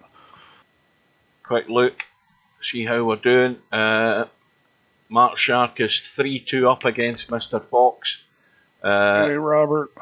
Fast Eddie is 2-0 up against Gracelate. And Cue Ball 181 is 1-0 up against Popman. My bottom two matches were giving away the 8 and the 5 ball. The bottom match. Team Pinas won the last match. So, Lovely Bunch of Coconuts won by 8 matches to 1. So that's completed for the night. The middle match between 9 ball shots and breaking the system, it's 4-2 to breaking the system. Serganesh is 1-0 up though for 9 ball shots in his match against Brainfallout. Witt is 1-0 up for breaking the system against Bankster, and Larry's 2-1 up against Tony Yu. Remember, Tony Yu's getting 5 and out. And Bedhead's back at the table. Let's see, kind of. I think both these guys are going to get a lot better as this tournament goes on because, just watching them, I think they probably haven't played tons of Cowboy. So I would, I mean, whoever wins this match has got a pretty good chance as long as I think they can get, a couple more draws where they're not playing a monster, or they got a chance to learn some more because if they don't play a top guy, I think both these guys can win. Good evening or good afternoon to Run Out Rob, and I'm just going to bust into song. Happy birthday to you. Happy Is it Rob's birthday? Happy birthday, no, Rob. I'm getting to the punchline, Steve. You're breaking my rhythm here. Oh, sorry. Happy birthday, dear Mark. Or Steve-O as you want to call him. His name's not Stephen, by the way. It's Mark Stevens. That's why he's called Steve-O. Mark. Happy birthday. He must be about 75 by now, for goodness sake. Okay, so your happy birthday and Mark. Okay, now I got it. Got to be 75, if a day. Well, this is the easiest carom you're ever going to play. Well, you just got to be on the right side of it, though. That's not the right side of it. Oh, he's going to... he's missed it. Unbelievable. Missed I wish we'd the replay. I don't think you could ever get as close as that and miss it. Well, yeah, I mean, that's... Unbelievable miss. I mean, you could have played the carom for the 3-ball. Yeah. And then if you go a little long, you hit the 1-ball on the side of it, you won't scratch. And that... You'd never think you could get a cue ball into that corner with those 2 balls there and actually miss a carom. You got to remember the cue ball curves. When you hit top like that, it swings out and it curves. So it's not coming at the angle you're looking at from the cue ball. It's going sideways first. And I mean, that scratch was there and it was big. Yeah, I think he's 2 straight in the 3. It looks straight to me in that 3-ball.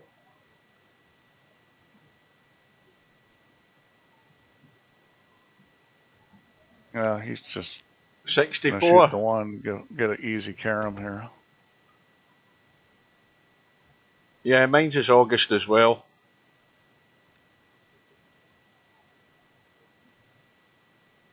Oh, you must be getting on for one of the oldest VP players now, Mark. Silver hit that. I dare say Steve's thinking about a pensioner's discount for your resubscription.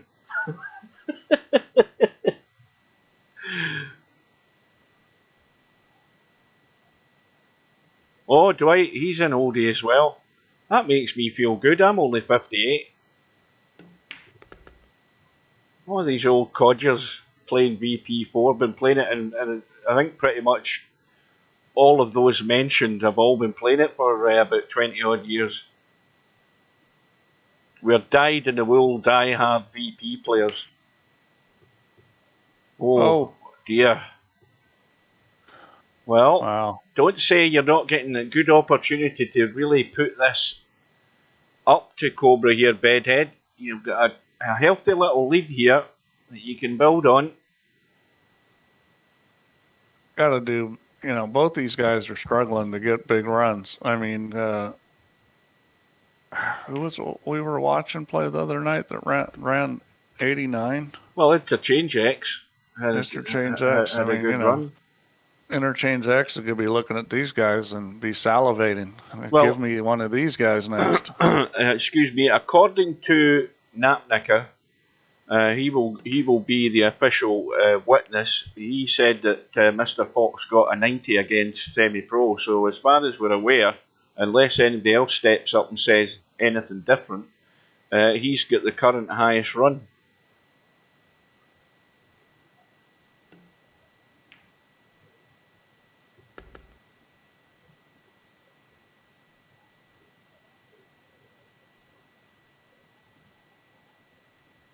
Yeah, see, he doesn't like this shot. He's not going to go thin, which I think is probably a good idea. But That didn't work either. Again, it's only 11. He might live to regret this. He had to make a substantial contribution there to really get into this carom phase. Yeah, well, I can see how the 10-footer makes a big difference because the ball's spread out more, and you know, it's not as big a deal for potting balls, but it's a big deal for caroms when they get further apart.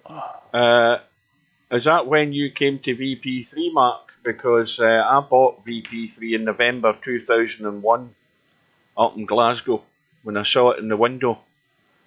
I didn't, because that was really probably my early stages in gaming, because I never really went to gaming websites to see what the latest releases were. You know, already I had VP at home, and then I never realised there was a VP3 coming out. So I saw the black box and this woman who I didn't know on the box, and got it that day. And then after the new year, I then came online in 2002 it would be. And unfortunately for everybody around me, I've been here ever since.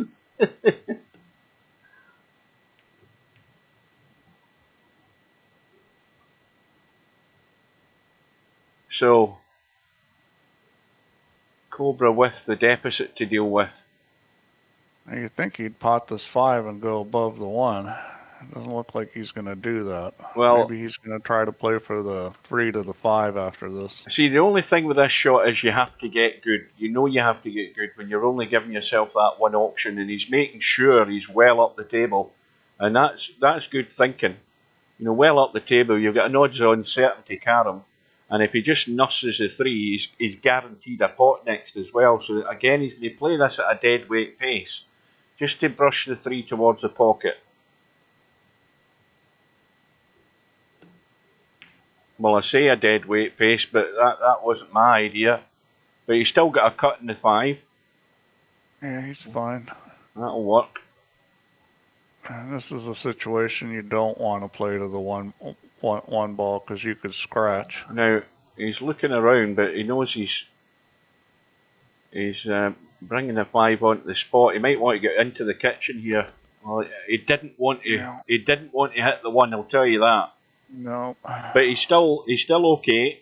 I mean, this is why this is why I keep repeating myself. Get yourself above the 3 ball or below the 1, and at least he's still got a backup carom. And this is why I keep saying to people, you know, that's what you should be thinking about in certain situations. Give yourself that option. You know, he had the bailout carom there,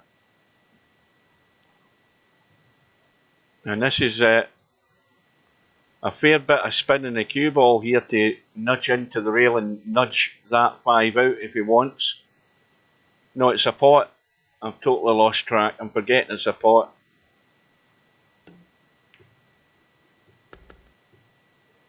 Well, you know Cobra's going to do that part of the game really well. Well, this is one of these tricky ones. Yeah. Now, the thing with this is he's got to get the 5 ball out of the way. He just needs to run the cue ball just past that first time, and he's going to go forward. He's fine.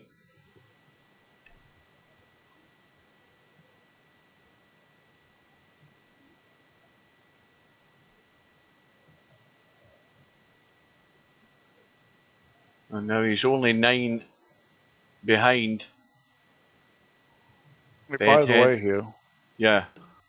Did you notice Cobra got a new player picture? Oh, he got rid of that funky Cobra he had. I like this Cobra a lot better. He's got a Cobra with a cowboy hat on. it's maybe a little too happy. Now, what's that? What's that on it? It's better than the one he had. Oh, well, it is. It's a cowboy hat with a sort of, you know, it looks like a Hereford hide that the hat's made out of. It's got a pattern that you would see in the side of a cow. Mm-hmm. Now, doesn't really look like a Cobra, but we'll use our imagination and pretend it is. Did you see that story on Teletext, Mark, about the little boy in Australia a 10-foot cobra dived out and bit him and was dragging him into the swimming pool or something, or the little boy was in the swimming pool. And when that was a python, not a or cobra. a python. I mean, yeah, and his dad and his grandpa had to come out and fight the bloody thing off. Yeah, and they'll try and swallow anything that they think's a reasonable enough size that they can get their jaws round. Right, I'm going to tab out here for a second because I'm in stitches here, waiting to see what's happened. Hang on a minute. Right, let's have a look up top. We've got Mr. Fox trailing by 5-3 to Mark Sharp. Mark Sharp getting the 7 ball. We've got Fast Eddie 4-0 up against Grey Slate. Oh dear. We've got Q Ball 181 3-0 up against Potman. Q Ball's getting the 5 ball. So Potman's obviously making mistakes to be giving Q Ball to get to the 5 ball. He's 3-0 down because of it.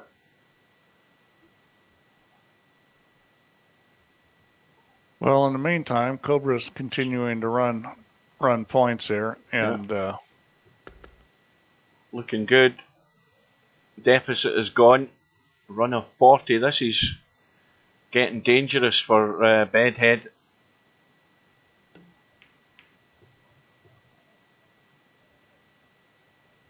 Well, this is a gimme. You know, he's guaranteed to follow up Karam.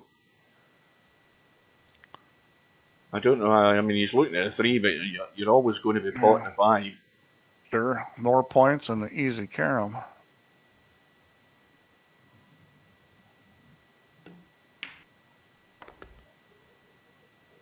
Well, what's today's date? Because I can't be bothered looking at a calendar on my phone. Anybody know the day's date? 27th, 26th. 26th. So we're only a few days away from the Moscone Cup, guys. There'll be plenty of streams of it. Well, obviously, I'm going to be rooting for the USA. I think they're the underdogs in this thing, but we'll be rooting for the USA. They're on home turf, so they'll get everything to their advantage. Yeah, except that their team's not as good. Yeah, but they've got that's the one little problem. They've got the star attraction there. You know, Earl the Pearl is there. He's the star attraction. He'll stir it up. Earl can still play, you know, and he's been playing well. You know, it's just the thing about that format is you know, it's tough because it's going to favor players that just don't make mistakes, not players that have a high gear and when they get it rolling, they play awesome. You know, Earl's the kind of player that is got a very high gear, and when he gets it going, he can play just like God. But you know, the problem is in that format is you're only playing these little short races. You only play once in a while. You know, I think it's a challenging format for a lot of players, and I don't think it suits Earl as well as, you know, maybe some other guys, especially at the age he's at. That said, he's had a pretty good record in it. Well, he's still okay. It's thin again, though. I'm surprised he didn't stun and into the 5 there when he potted that one, because he could have brought the 5 out into play, but he's keeping it thin. This will work. Yep, he's looking like he's going to get to 90. Don't want to do anything dumb here and scratch, or, you know, you don't want to give your points up. Not sure what he's looking at. I guess he's trying to figure out where he wants to put the cue ball. Well, again, it's a simple rule. Above the 3 or below the 1, make his choice where he wants to go.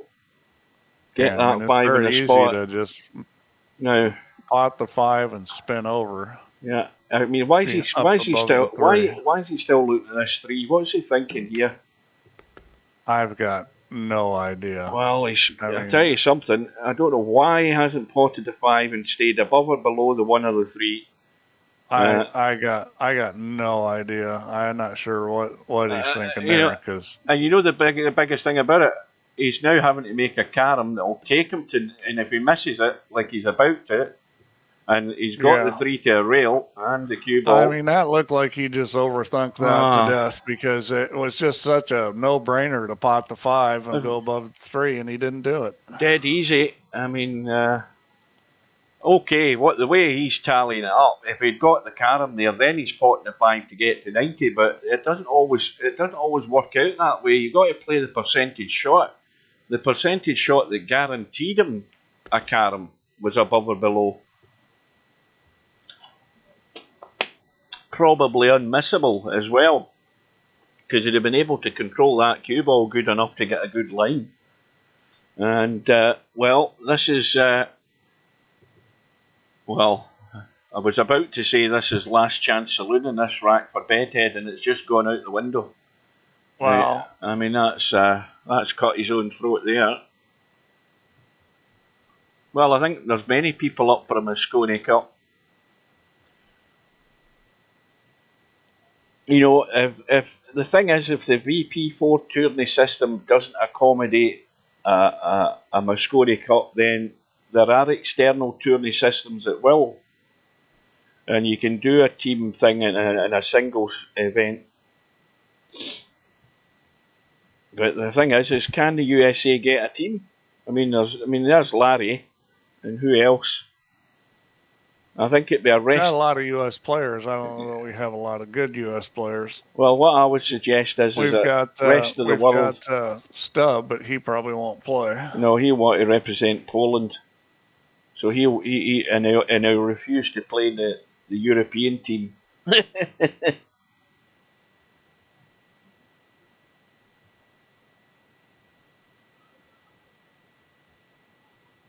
Well, I think Bedhead has missed a trick getting in there and getting back into this rack. Well, Cobra gave him a gift there, yeah. and Bedhead didn't take advantage.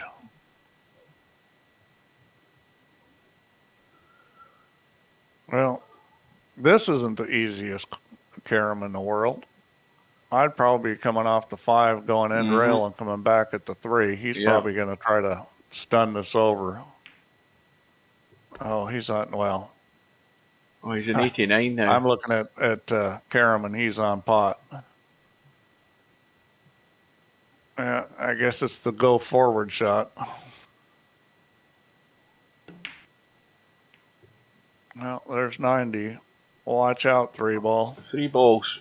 Watch out, 3 ball. It's not scratching, but it's not great. A good spot now. He didn't do himself any favors putting a 3 ball there. Well, I mean, you know the shot I'd be playing, Tam. There's a shot there, the 2 and 1. If I miss the 1, I'm down to hit the 3 ball. I'd be doing that every day of the week. Yeah, I'd be running that. I would always be taking the risk.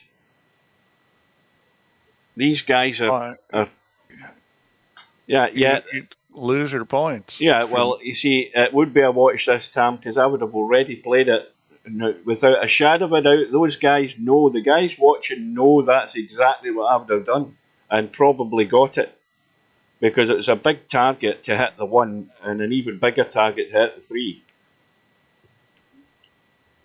He who dares wins. Sometimes you look like a numpty, but you know, sometimes it looks spectacular, and I'm all for the spectacular in Cowboy. Well, I was thinking more Euro against the rest of the world, and that way the Americans can get a team of anybody, obviously apart from Europe. So all these people with Antarctica flags saying that that's their country, they better get themselves sorted out. Or Bhutan. So where have we got to? Well, we've got Bedhead in, and this is definitely last chance saloon. He needs to get rid of that 3 ball. And he's already blocked himself out, so you're going to have to play the combo or the cut and the 5, whatever he wants to do. Okay, I'm going to take a quick break. Yeah.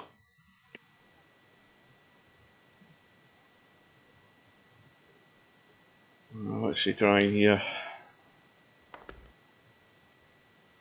Well, Well, now he's got to play the carom. Gentle thin touch on the 5. And just enough pace to get there.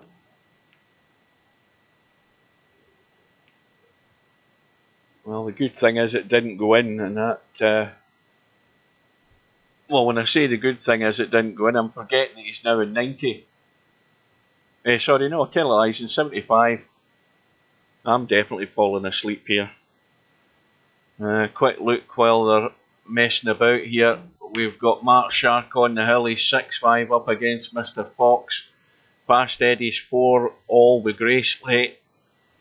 Cue Ball 181's 4-2 up against Popman, it's on a knife edge. And VP4 TV are 4-2 up overall.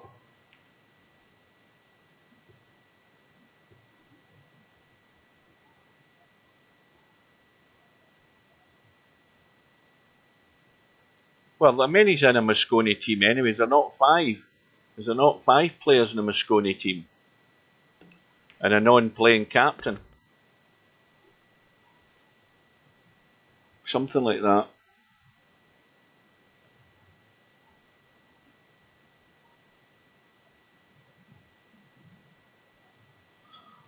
Well, thin edge off the 1, 2 rails into the 5.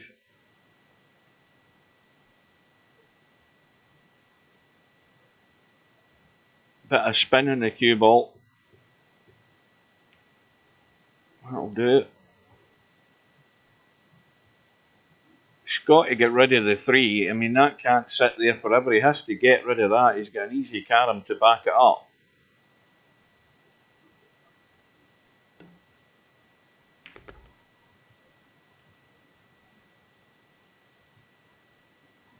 Well, not in the real life Moscone. There isn't. There's 5 in the team and a captain, I think. Yeah.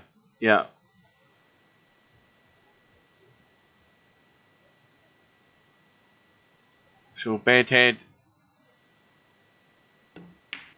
Well, that takes him to 87. He's now got the cut in the 3 to get him to 90.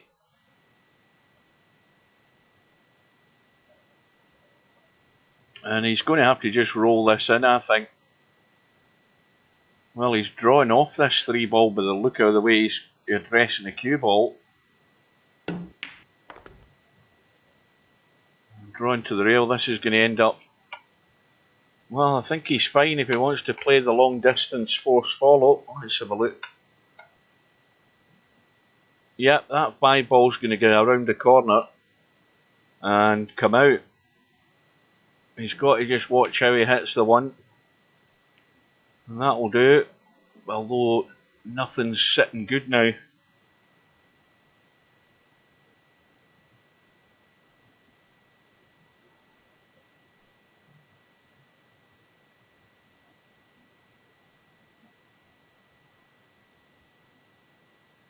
Well, it looks as if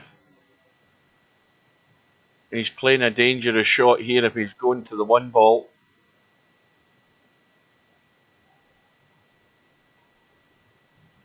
And it's 25 points in the bag. He's in the caroms. Does he want to take a risk?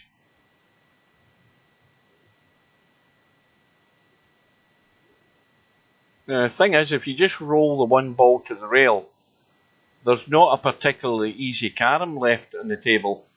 You know, Cobra's going to have to work it out. Well, that's a good shot though, and that's even better. The ones come across to the 5. That was well worked out. He's working hard to stay at the table, but it's not getting any easier. 3 balls now dead in the top rail.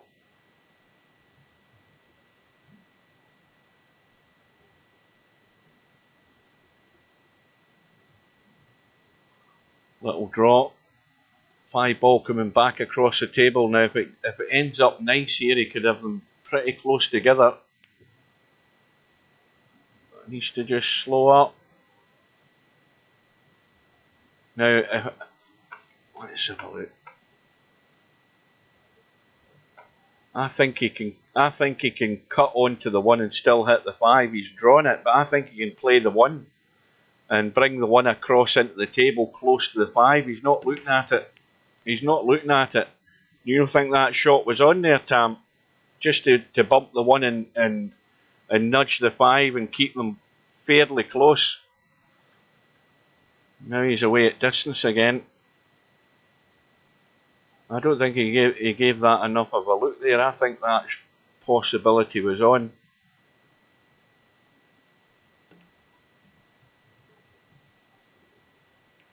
Oh dear. Oh goodness me. Wow. And not only that, he's got him on the tip. It's got him right on the tip, and Cobra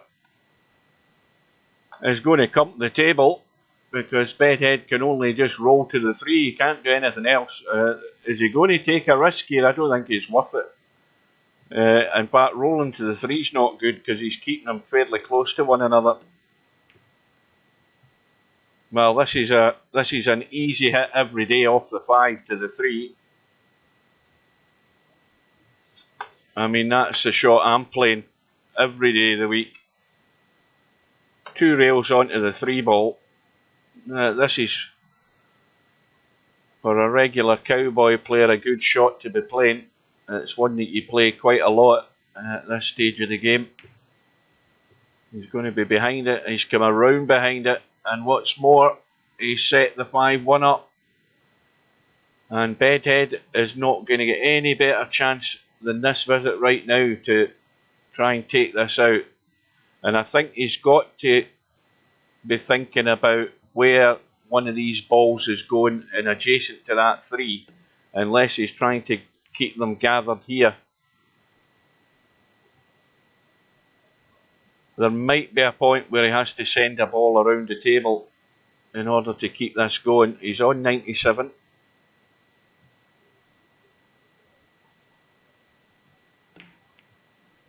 And the 1 ball heading to the pocket. Now, he's got to go to the rail here and try and just catch enough of the 1 to push it out. Got to.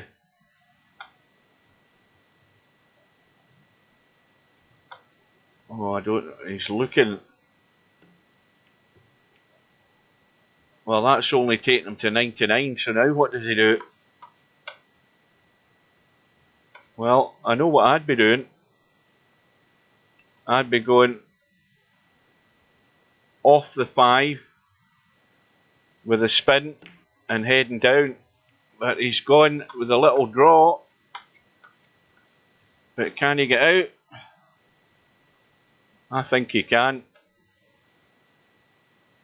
Oh, and then again, the more I look at it, the more I'm thinking, can he? Can he spin that in off the jaw? I think if he puts a wee bit of left English and he catches just inside the tit, it will drop.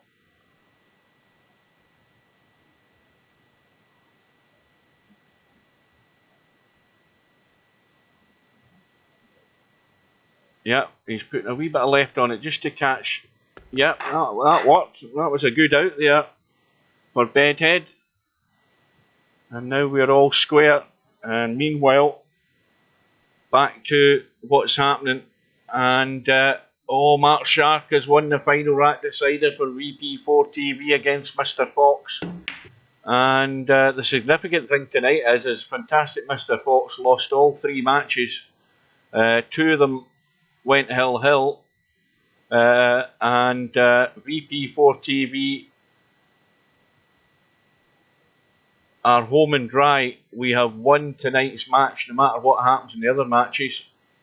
Fast Eddie's now 5-4 up. Popman's got it back to 4 racks all. Meanwhile, the only other match that's still on, breaking the system, are 6-2 up against 9 ball shots. And Witt and Bankster are all square, 5 racks all. Everything else is finished. So we're almost done. And I'll tell you something straight away, Tam. You're okay for next week. These guys are going to be playing again. They have earned their stripes tonight. So it'll be an unchanged team for next week.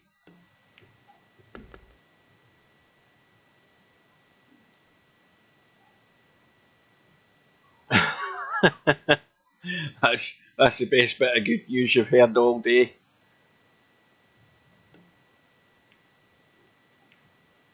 So we are all square. We are almost 90 minutes into this match. We have played 2 racks, averaging 45 minutes each. Even I could work that out. And it's anybody's game.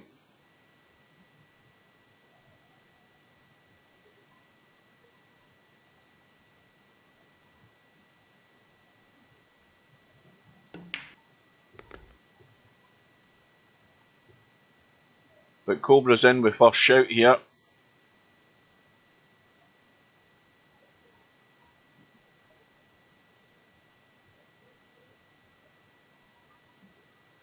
Past Eddie on the hill, 6-4 up. Still neck and neck with Popman and Cowboy.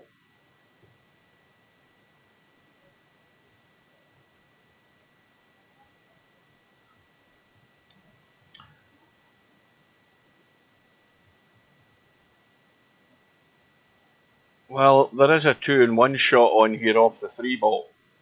Excuse me, I've had a drink of water, I've got the hiccups again. Mind you, he's on a pot, isn't he?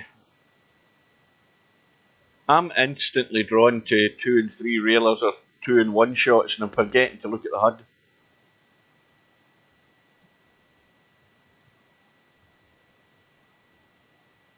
Now he's on a carom.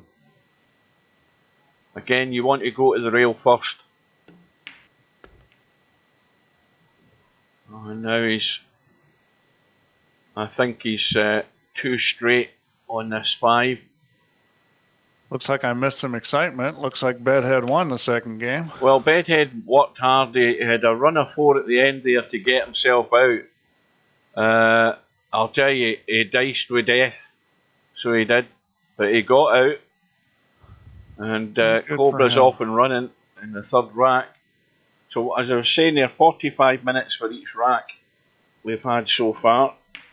And VP4 TV are home and dry tonight, Steve. No matter what happens, we've won. Yep, well, you did what you needed to, so congrats to VP4 TV. No, relief, Steve.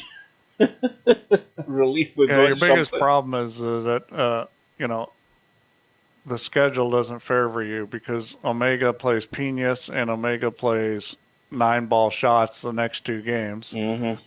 And, so they're not playing somebody like a lovely bunch of coconuts, and you guys need help. Yeah. You need Omega to take 1 more loss. We've got fingers crossed and all sorts. And you need to win both of yours. And let's see who you playing. You're playing Breaking the System and Pinas. So you do have Pinas the last one, which you're probably going to win. And Breaking the System, you're going to have to play good to beat them. Yeah. They're in 2nd place right now.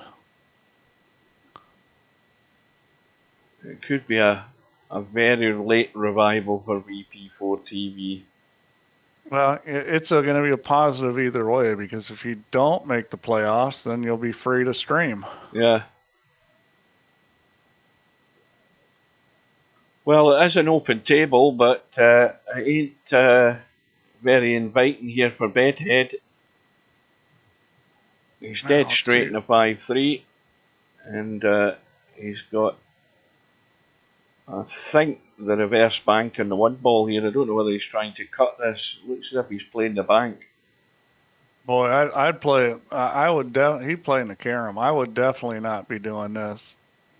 What I would have done is shot the 5-ball in the corner and pulled the cue ball off the rail and tried to run it at the 3. Mm. And the reason why is the shot or the carom wasn't difficult, but if you play both of them, you got a lot better chance, I think, of scoring a point and staying at the table. Yeah. I mean, he was he was at a good angle to shoot the 5 in the corner, come off the side rail, and go into the 3. Past Eddie's 6-5 up, cue balls 5-4 up.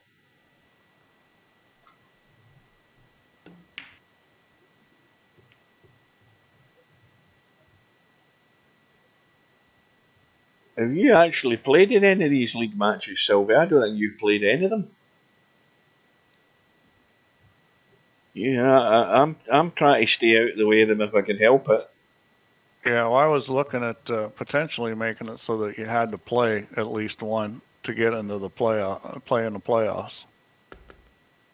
I was going to be. My full intention was to be a non-playing captain. And that went out the window. Sylvia has played. She's got a 1-loss record, so she has played.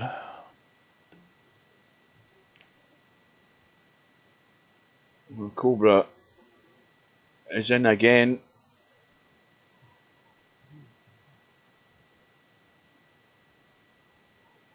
Another quite. Bedhead's lucky he's at 1-1 right now. He needs to start doing good things here. Right, past Eddie's on the hill. You know, whoever gets down up 2-1 has a huge advantage because they only have to win 1-2, and that's a huge advantage. So this is the important game here. Whoever gets to 2 first is most likely winning this match. Potman looks as if he's going to struggle. He's 6-4 down.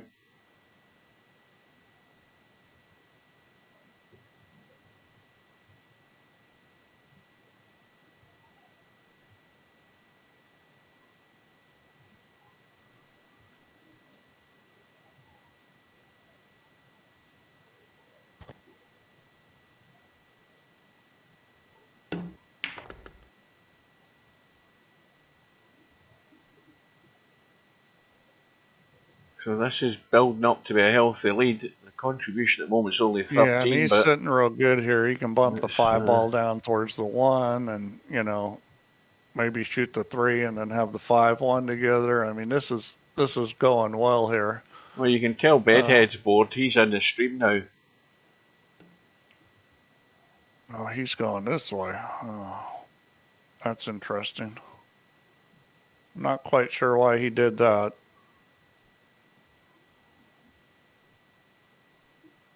Right, I'll be back in a minute, guys. I'm not sure why he did that. I mean, don't you think the play would have been the 3 to the 5?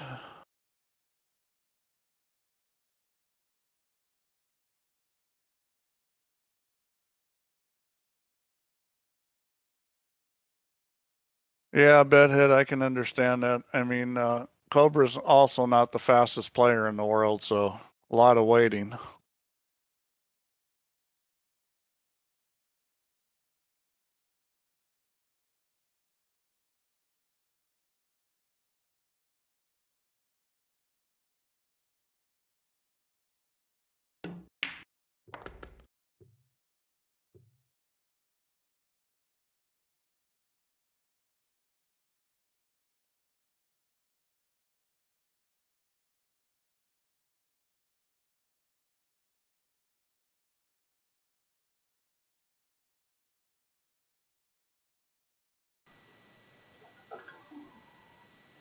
Well, this is interesting. I think he's protecting points here if he's shooting at the 1 first.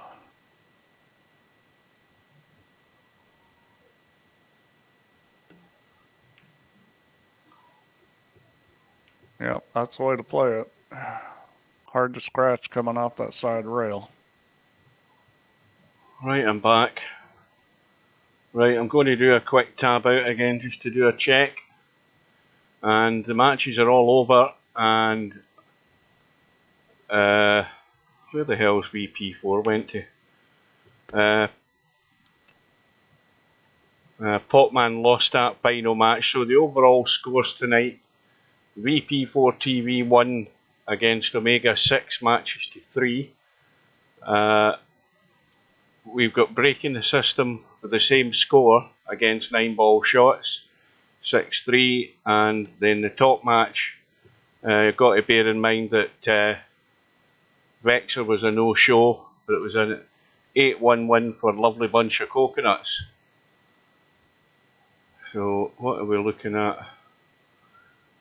Event summary. Yeah, I'm probably going to change the second playoff date off of the 24th. I don't have any easy way to do it, but I think that's going to be an issue. Well, the good news is VP4 TV are off the bottom. Although I'm looking to see how we're off the bottom. Is that because we won more racks? It's because your match win-loss percentage is higher. Yeah. Well, that's better than it's looked for the last few weeks. Or I'm not sure I did it by the percentage. It might just be match wins. So Bedhead with a chance to make inroads in this deficit.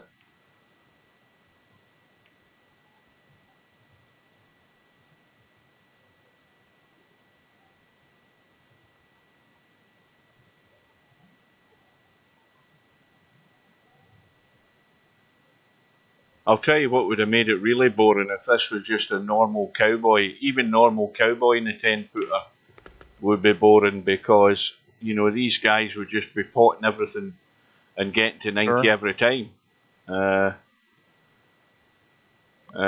You certainly have shorter matches, there's no doubt about that. Well, he didn't leave this in the most wonderful spot. But he handled it well. Look at this. Yep, 5-ball ran out a little too far. Guess he's going to be shooting the 1.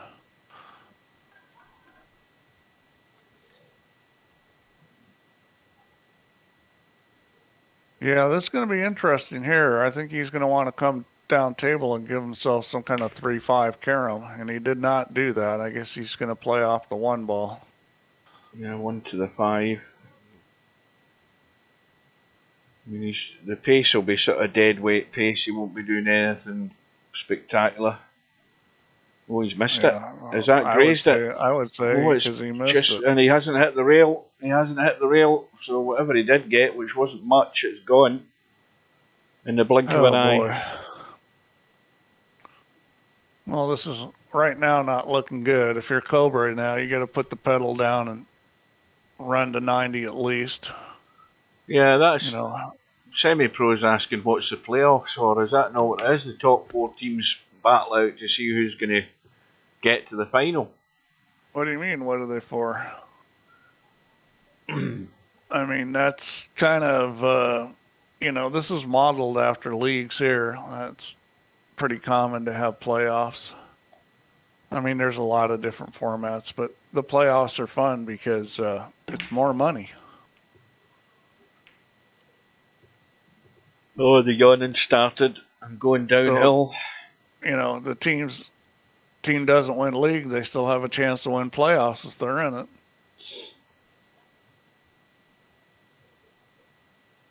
Yeah, Tam, Steve's well aware of that. We've already pointed that out to him and he knows that. And he's supposed to have done something to rectify that.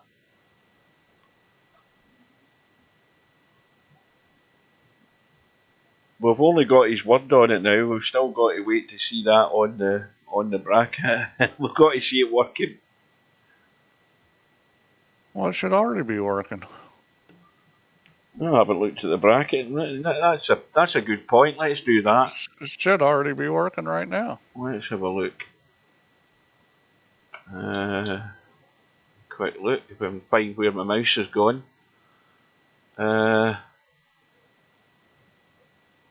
In what sense is it supposed to be working, Steve? Well, it should be showing the match score. If it's not showing the match score, then it's not working. Right. Well, it's showing what the score is in the rack. If that's what you're saying. It's supposed to be showing the match score. Hopefully, it does it at the end. Right. Yeah. But I think I understand why it's showing that right now. You know, none of this got tested. I just made a change, which you're not supposed to do, but that's what I did. We'll see if it actually ends up with the right score at the end of the match. Well, we've got we've got 12 watching on YouTube. How many are on Twitch? There's usually more on Twitch than there is in YouTube, unless we've got a big turnaround tonight. 9 on Twitch. Well, that's a surprise. Well, we've actually got 11 on YouTube because I'm in YouTube.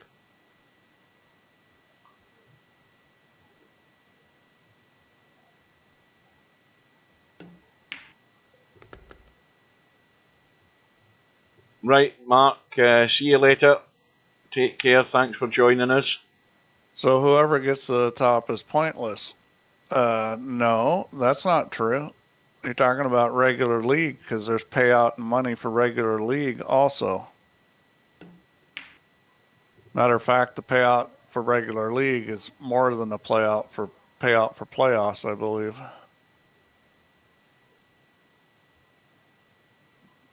Well, he just caught the one ball and no more for the Karen, but that's all that matters. So when league's over, you'll see the payout you got in the your results stream on your profile page. It'll say how much V dollars you got for the normal league, and then the playoffs start, and then at the end of those there'll be a V dollar award. Again, I'm not sure why he didn't pot the 5 on that last shot. This has got to be. Yeah, really some thin. of the choices have been a little bit strange. He may just, and I think this is a good idea. Is running here now. The real danger here is scratching. Yeah, 2 and 1 because you can scratch if you hit this.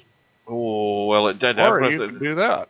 Did everything, but it hit it. I mean, that shows you how far the 5 balls in the jaws. Well, the mistake he made before was not potting the 5. Yeah. So if I'm Bedhead, I'm looking to keep it open here. And he doesn't. Yeah. He missed a Karen that was near impossible to miss. Right, Tam, see you later.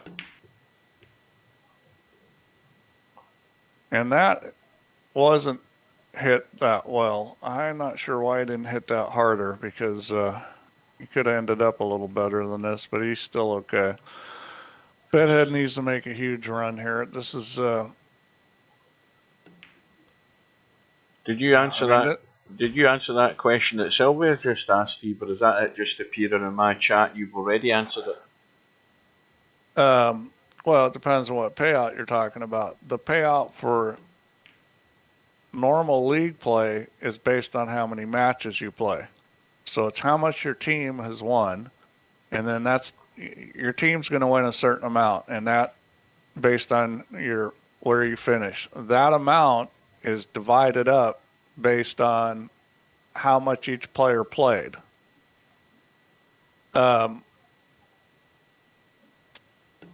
In the playoffs, the money's divided evenly. So whatever your team wins in the playoffs, that's split evenly between everybody on your team.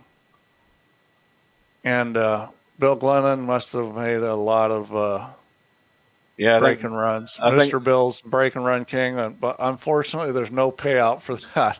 Although, it's not a bad idea to have some awards for things like that, at the end of league. Right now, it doesn't do that, but maybe that'll be a future enhancement. You see how Bill uses subtlety in his question? Subtle as a brick wall. They have like those awards in our league and stuff like that I play in, they give you little pins or something like that. I've got all these little pins for things like, it's like, I don't care. You got them on your fishing hat along with your hooks, Steve. God, yeah. That would be a good placement. The fishing hat that never comes out of the closet. And then when you're sitting having a beer, you bore the guy saying, look at this one, I won this pin for doing that. Yeah.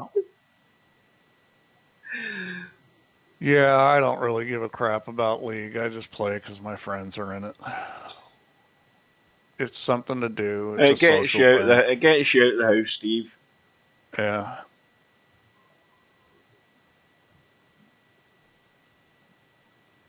Well, you would have to say that Cobra's the favourite in this rack right now, unless there's a big contribution coming up from Bedhead if he's got that in mind.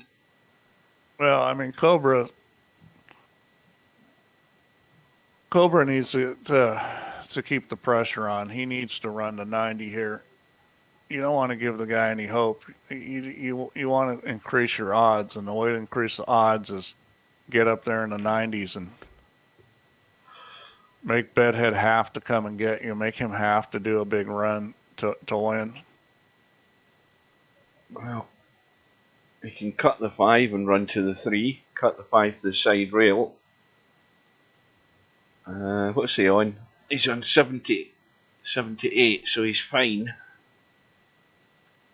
Yeah, I just banked the 3. I would have gone the other way. I would have banked the 3 off the end rail into the 5. So here's Bedhead's opportunity. Plus, as soon as I say what Cobra needs to do, he doesn't do it. No, Bedhead could have done with something easier to start with. Yeah, this is no gimme here. Spot shot on a 10-footer. Oh, he went for the carom, and I think that might have been a good choice. It was sitting well to do what he did.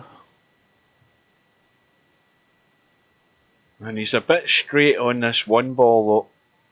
Yeah, I think you want to run through on this and get off the rail. Hit this with a little bit of speed, pot the 1, come off the end rail, and then you've got a pretty easy shot if you get above it 1-3 or 3-1. I just wouldn't roll this. I would go harder. Yeah. Now he's backing up. I don't like this. Well, that will work. He's got it on did the work. spot. Boy, that's risking missing the ball.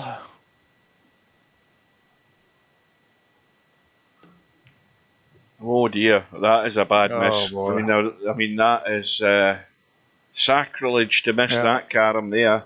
Well, that's just these guys. They're not used to playing Cowboy. A Cowboy player is probably never going to miss that. Never miss that. And the thing is, though, Bedhead very quickly wanted, if he had kept at the table, he really wanted to get that 5 ball in play, to actually start making contributions. But we'll never know that because he failed.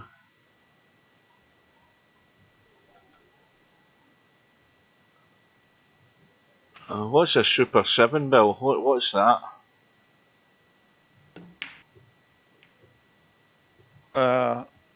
He's talking about league ratings.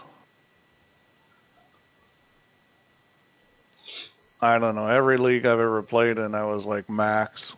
Well, actually, the league I'm in right now is a Valley League, and I actually was a 10 and 8 ball for a while, which is impossible to be. I mean, but I'd only played, like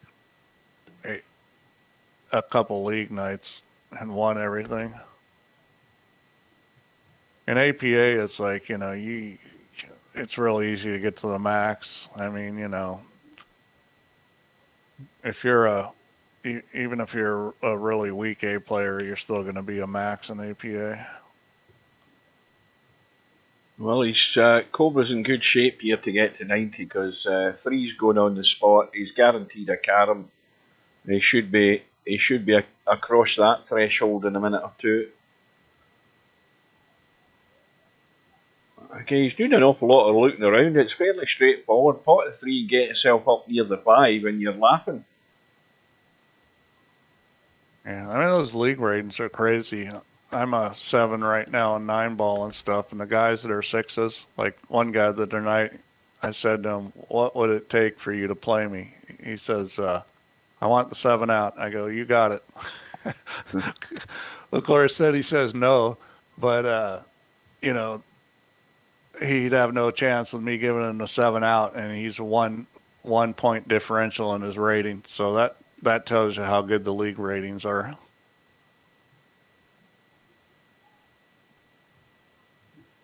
Now, how firm does he want to hit this 5 ball? He's just babying it. Well, he's going to get there. So he's guaranteed in the 1. That's what he was playing for because he's on 88. Yeah, and he may just run into the 5 here and get the 90.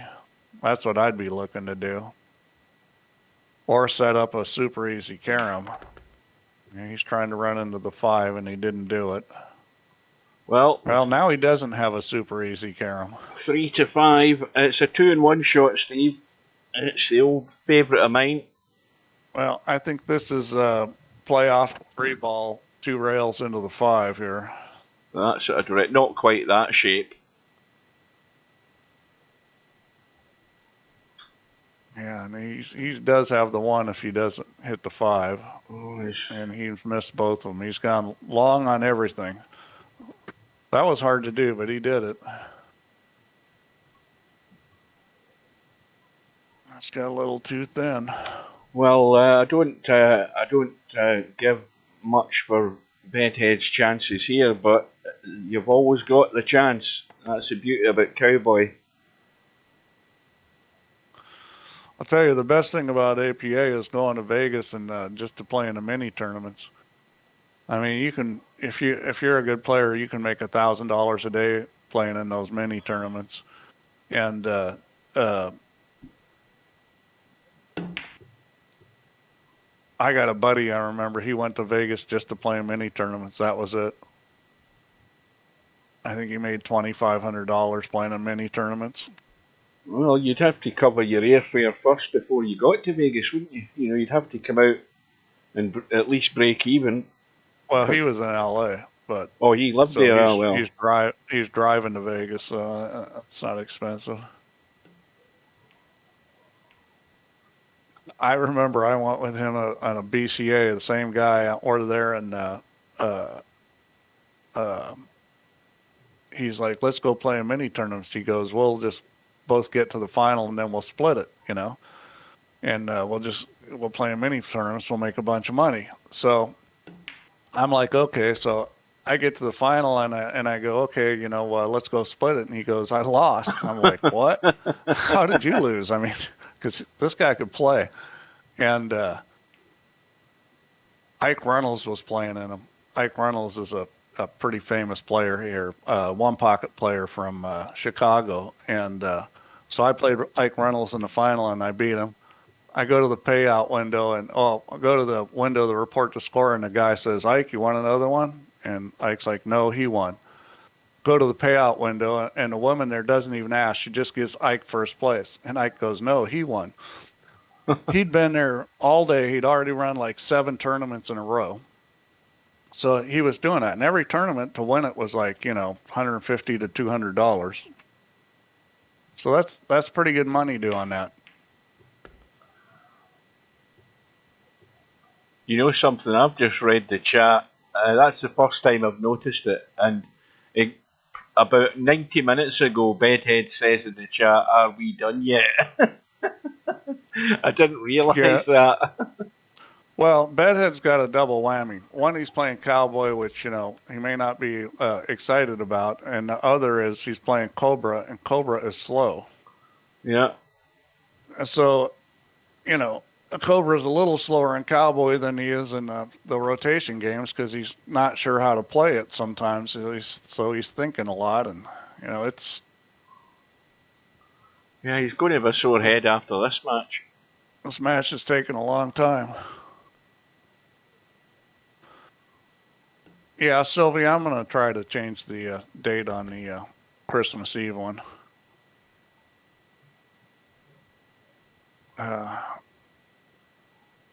Hopefully I don't screw everything up doing it. Oh, now, can he make the cut in the 5? Yes, he can. Yeah, he's got that. That's easy. Can he avoid scratching? Does he get enough into the cue ball? No, that's easy too. Yeah, he spun it away. There's no way he's going to scratch. He could have been in a better spot on this 1 and 3, though. I think he's going to probably draw back into those. This is a little tricky. This could be missed. Hit it good. He seems as if he's done an awful lot of hard work, and he's only in 14 or 15 now. Yeah, he's working hard, and it's not really the way to play pool. Well, this is why you have to try and get that 5 ball in play. That puts your score up a lot more. Well, that was a nice little shot, so I think he's going to get the 5-ball in play here. You know, not hitting at that speed. He may be shooting it anyways. That may be his best shot. I think it is. Get it on the spot. He's pretty much on a certainty for a carom to follow. Watch out. As long as he doesn't hold the spot, that is. Yeah, if you get yourself pinned behind the 5-ball, that wouldn't have been any good. Then he'd really have a headache.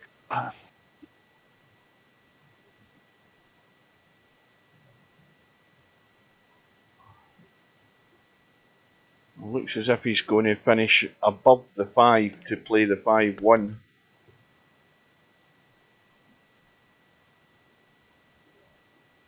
It's a little thin on it. It should be okay. I think he's going to go forward here. He seems to play this shot pretty well. Yep, that's a nice play. Get some bonus points there. The only problem now is he's a bit dodgy for a pot now. Got to pull a shot off here. Yeah, I'd be shooting the 1-ball. I wouldn't be shooting the 5-ball here. I think the 1-ball is way easier.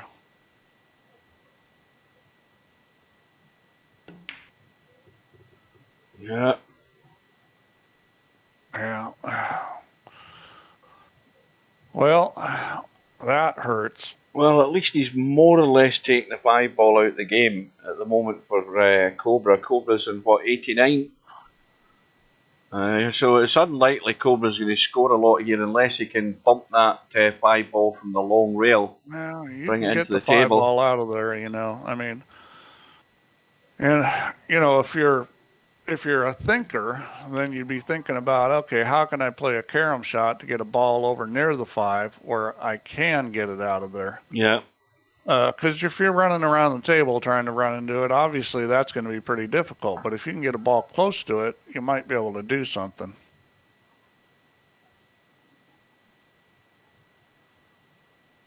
I'll tell you the other thing you could do right now. He could bump it out right now.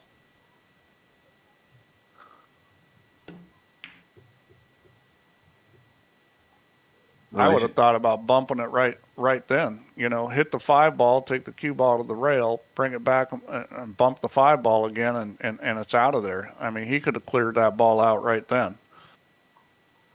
And dared Bedhead to come and get him because the carom he shot was unlikely unless you're good at 3 cushion. I think he missed his chance to move the 5 right there. What do you think, Hugh? Well, at the end of the day, Cobra knows that he's first of all he's in a good setup at the moment with where his points are. He's got to 90. He knows that Bedhead's going to have to pot the 5 eventually anyway if he wants to actually start scoring. So it was inevitable it was going to happen. He's just protecting his points, making sure he got to 90. Didn't want to take a risk. Yeah, well, I think Bedhead's going to get to 90 right now. Oh, well, maybe not. Hang on a minute. Hang on a minute. Okay, well, that prediction went away quick. Well, at least he only scored a few points. Yeah, but now it's like he's going to move the 3-ball away right now.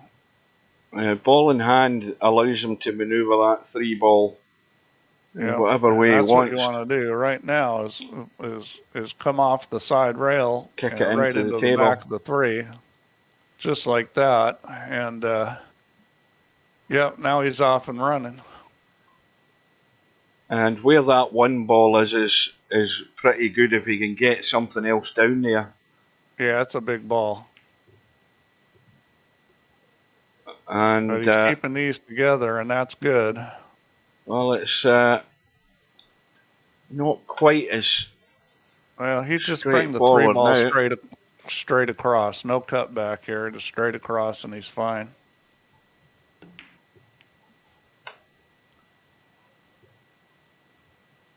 Now he can. I'm looking at where the 3-ball's sitting. I don't think he can use that much. I think he's gonna he could thin the 3 if he wants. He could stun over from the 5, maybe stun over and go off the long rail. Yeah, he's overcutting He's it. got a lot of choices there.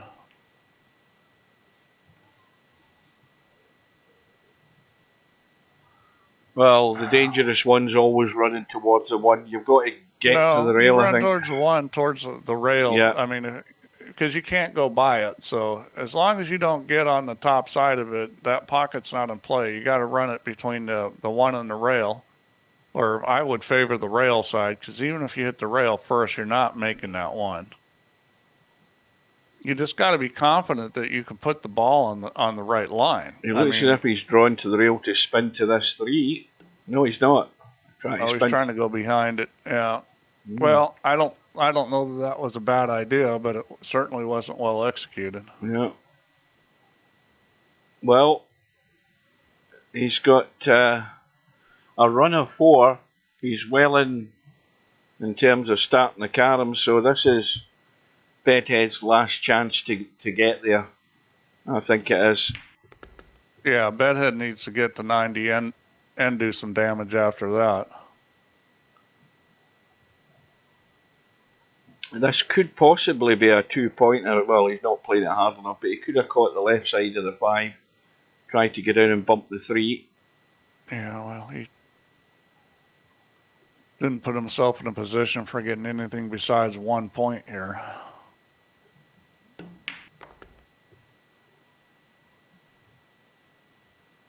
You know what?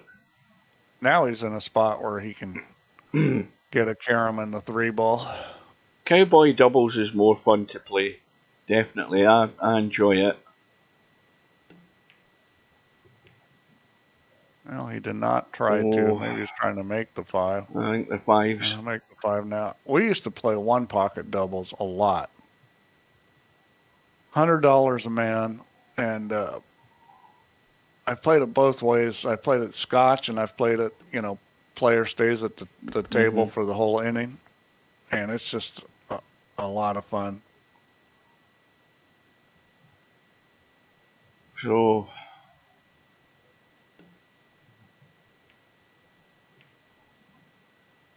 he's having to make do with this 1 ball. It's slow going here for Bedhead, but he's got to 80. We'll give him that.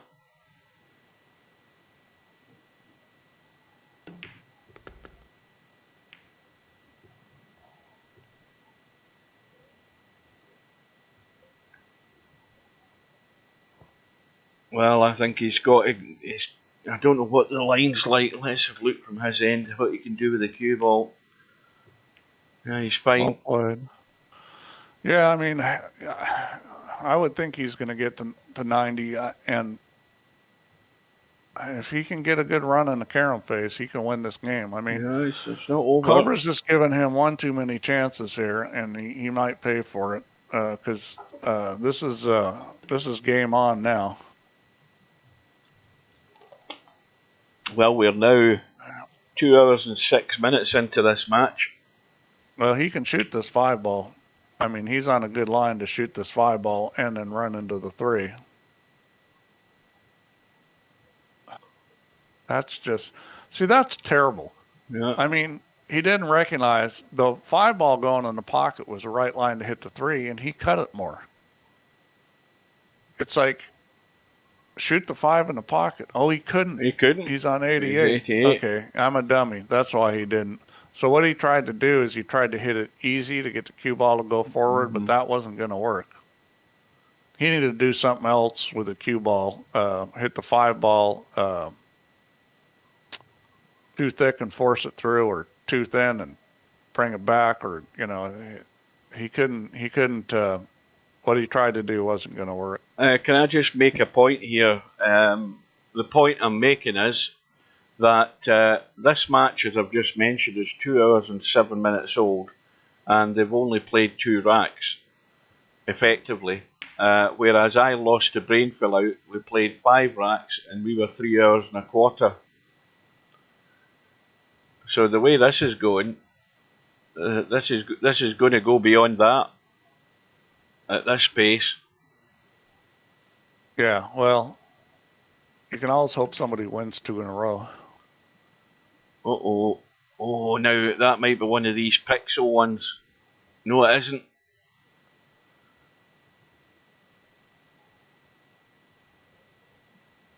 Yes, I did. Yep, successfully. Even more successfully considering I was 2-0 up at the time. I did You'd it. be I did it the hard way. you'd be surprised when those little brushes happen in real life that people miss them. I we were playing in the league state championships in Georgia, so we're playing the finals, and one of my teammates is up at the table, and uh, the guy he's playing jumps over a ball and hits the ball he's jumping over, but it was only brushed. I mean, very, very small hit. But I was watching because I watch for that kind of stuff. I mean, nobody else was really paying that much attention to how it went over the ball. They were just looking at the jump shot he made and then won the game. Mm-hmm. Well, I couldn't tell my partner that I couldn't tell the guy on my team that the guy had fouled because you're not allowed to do that. You're not allowed to get in the game, do any coaching or anything. So there's probably 300 people watching this game be played out, and I'm the only one that saw that that was a foul. Because So, I mean, the ball didn't move. It maybe it rocked just a little bit, but it definitely hit the ball, and so nobody saw it but me. yeah, but so there's no referee in these matches then to call it. No, And if there was, there's he no never saw it referee. either. No, Right. no.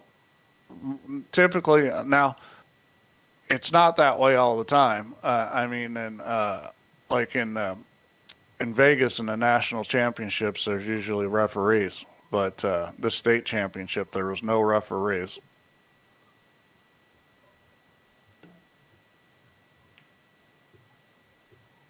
Oh yeah, well I remember the famous one. Talk about fouls in the Moscone Cup where Michaela called the I think it was Johnny Archer, and I think she called the hit bad on him,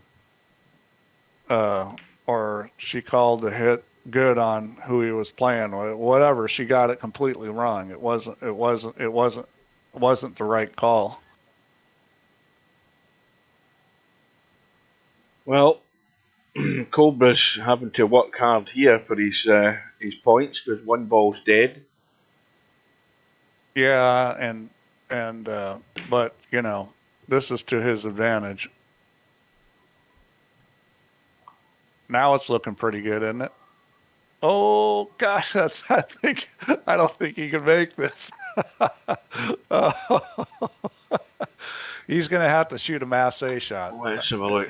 If he masses this ball, he can make it. It's a little masse. Yeah, he's got to get the. I think He's got to do about a ball without masse, and but with it spinning like that with the masse spin, this thing follow will in. suck right into the pocket. Yeah.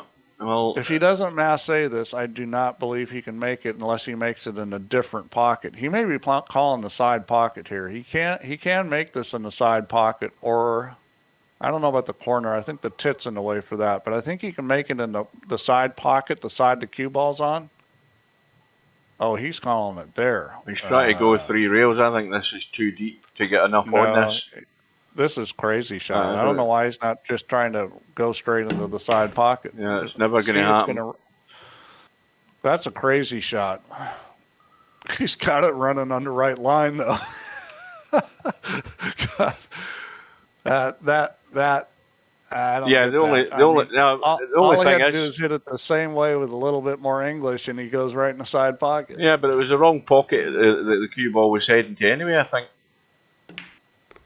Isn't that the pocket he called it? I don't think it was. I think it was the top left as we were looking. I think he was trying to go 3 rails. Okay. Well, that's Well, this will be a good out for Bedhead because I think further on in this tournament, somebody's going to end up in a position like this, and they are going to come to the table and run out. Yeah. Well, I mean, Bedhead is capable.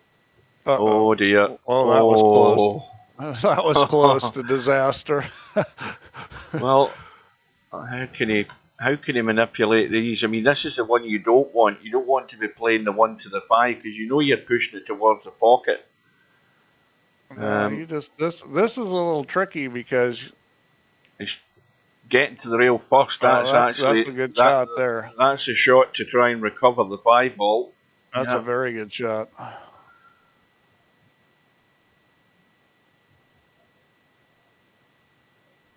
Well, whatever he does here is a bit risky if he's travelling the cue ball a bit. Well, he can thin the 1, play it short of the side pocket, and come down and play either the 3 or the 5. He's not going to do that. He's going to go this way, and he didn't get it. It was a pretty good attempt, but he didn't get it. Well, the one thing that's noticeable with these guys, Steve, is they don't, the shot I talk about, they don't give themselves the chance to play a 2-in-1 shot. They're reluctant to let the cue ball run. Whereas I would be flying the ball round the table, given the opportunity. Well, I mean, I see that in pool too. Like, I see guys not let the ball run, and I think it's because not sure of the line. I mean, I let the ball run in pool all the time. I mean, it's a beneficial thing, especially in rotation games. There we go. Cobra wins rack number 3 after 2.25 hours. It could be a long night here if it's not described as long already.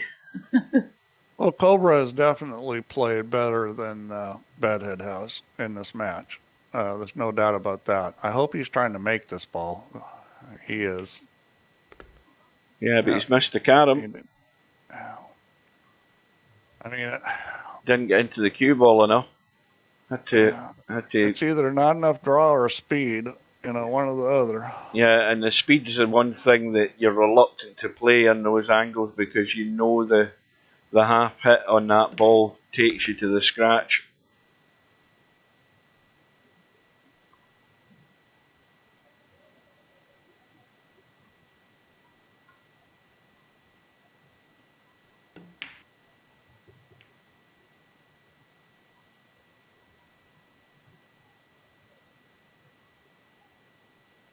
Oh, now that's a question you can answer, Steve.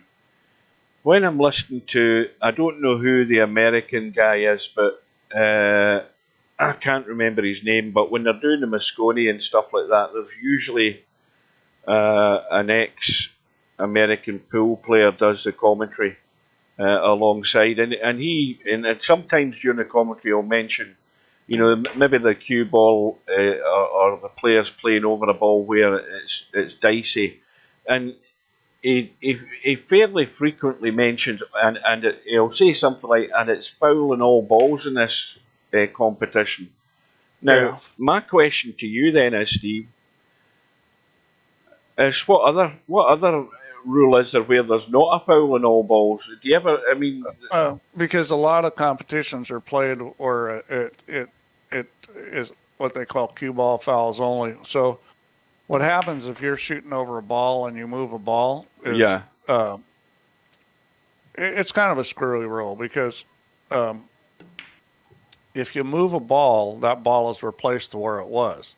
Right. And there's no foul, except if that ball would have interfered with the cue ball. Mm.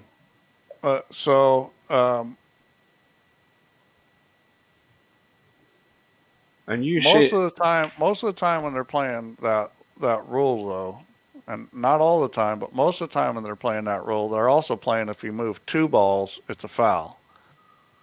You're only allowed to move 1 ball. And sometimes they have the rule that if you're jacked up over a ball, even in this where you can replace a ball, if you're jacked up over a ball, like shooting a masse or something like that, or you're shooting a jump shot over a ball, if you move that ball, like with your hand or your cue, that's a foul. Even when they're playing, like, like let's say you go to put your bridge hand down, you accidentally bump a ball. Okay. In cue ball foul only, that's not a foul. But sometimes they play like, okay, if you're shooting a masse shot and the cue ball's next to an object ball and you hit that cue ball and the cue stick hits the object ball, that will be a foul, even though they're playing cue ball foul onlys. In a special case of when you're cueing right next to a ball, that might be a foul. So there's a bunch of different variations on it. Right. Now, I will tell you the real nasty thing about playing all ball fouls is that, and a lot of people don't know this, is that if you're playing in a competition where there's all ball fouls and you bend over the table to shoot a shot and your let's say your t-shirt hangs down and it touches a ball, that's a foul. Yeah. Even if that ball doesn't move, Yeah. that's a foul. Yeah, and anybody in the UK would say, yeah, that's fine. Yeah, we understand that part of it, but this bit about that not being a foul and this not being a foul, you talk about snooker rules being a bit dodgy. That sounds a bit sort of who the hell come up with that idea in pool? It's even Derby City. Okay, Derby City they play cue ball fouls only unless you move two balls. Okay, and that's a major competition with tremendous number of top pros there. If you look at the field there, I mean, it's like in the 9-ball field, there'll be out of the 450 players, probably 80 of them or 90 of them are pros, and a lot of ranked pros. Guys like Josh Filler and Shane and Dennis Coyle, and and the list goes on. Federer, Gorst. I mean, these guys all playing this thing, and it's cue ball foul only. So it sounds like that you're asking for trouble with that sort of setup. Well, here's the thing: is when it comes down to it, when there's a foul, the guy that gets to replace the ball and has the final say on it is not the guy that was who committed the foul. It's the other player. It's the other player, and I've had players take big advantage of that. I mean that's. It just sounds something smells bad about it to me. I mean, the thing is if you're playing with a tour and it's all pros and stuff, they're more likely just going to play all ball fouls. But like in Derby, they're letting amateurs in, and the bottom line is most amateurs don't play in all ball foul tournaments. So they're not used to it. Well, as far as I'm aware, I presume that Semi-Pro would confirm that whenever he's played black ball or 8-ball pub or anything like that, it's all just standard. Well, it's a better rule. Anytime you have anything that could be subjective is not a good rule. And, if you want to find the worst rule in the world, foul and miss. No, don't. Foul and miss. No. That's the worst rule ever. So the thing is that I've said this before, because of how it used to be, it was subjective as far as the referee made the decision whether it was a foul or a miss. And back in the day, referees never had that option. The referee was the one that would,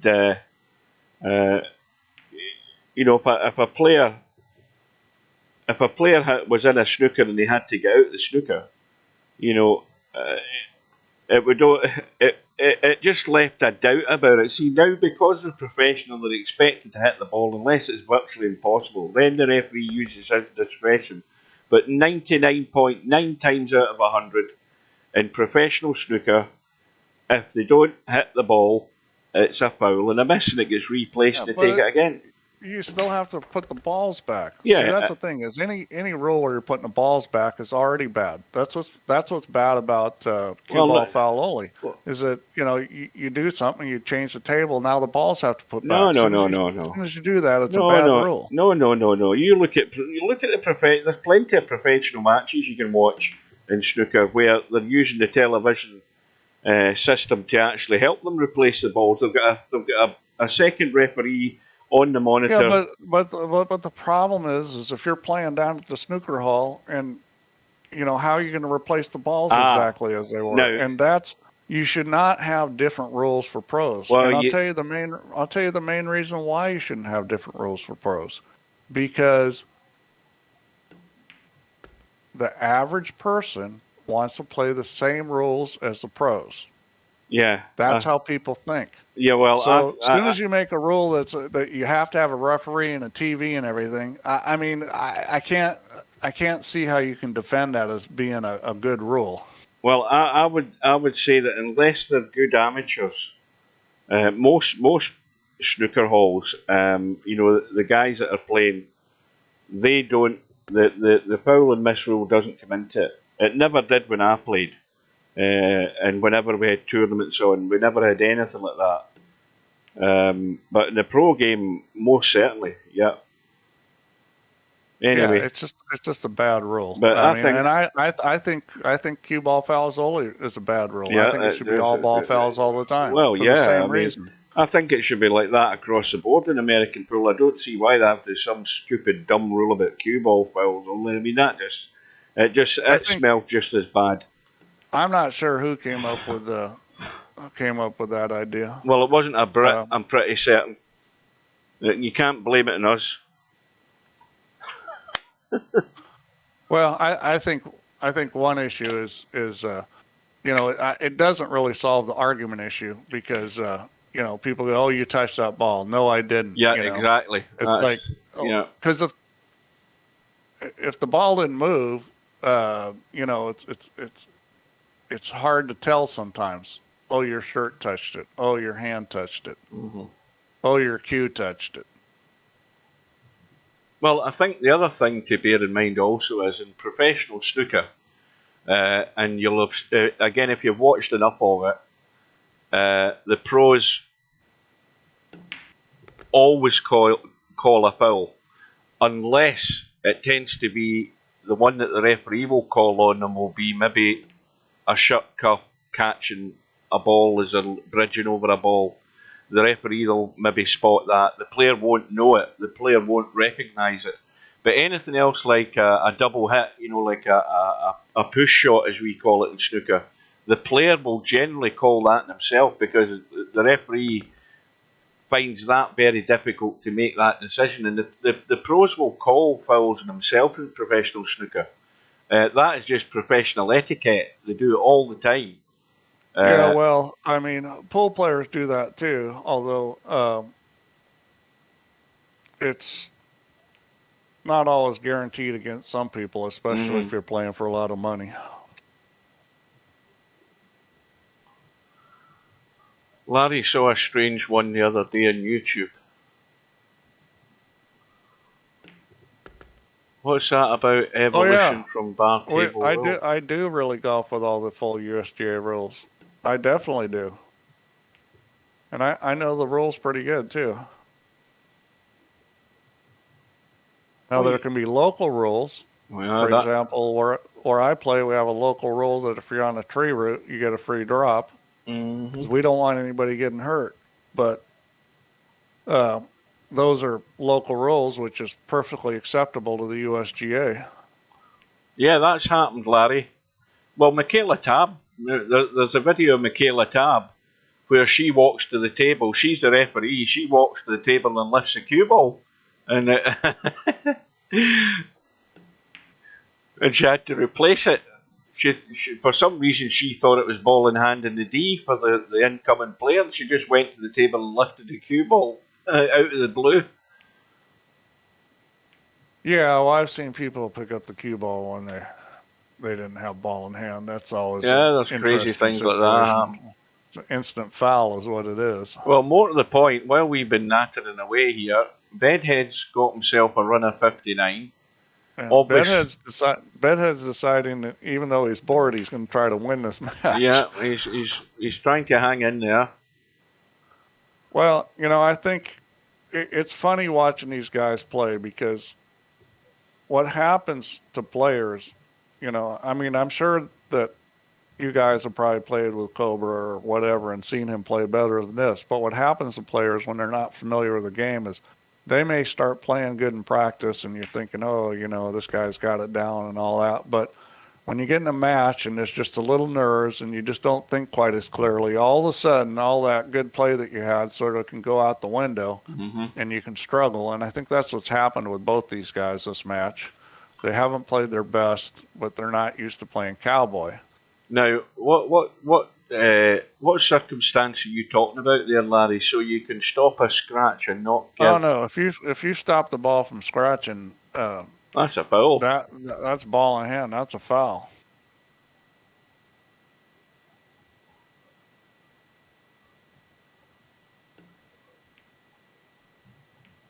There's a pretty famous story where it was a straight pull tournament, I think, and I can't remember who the heck it was.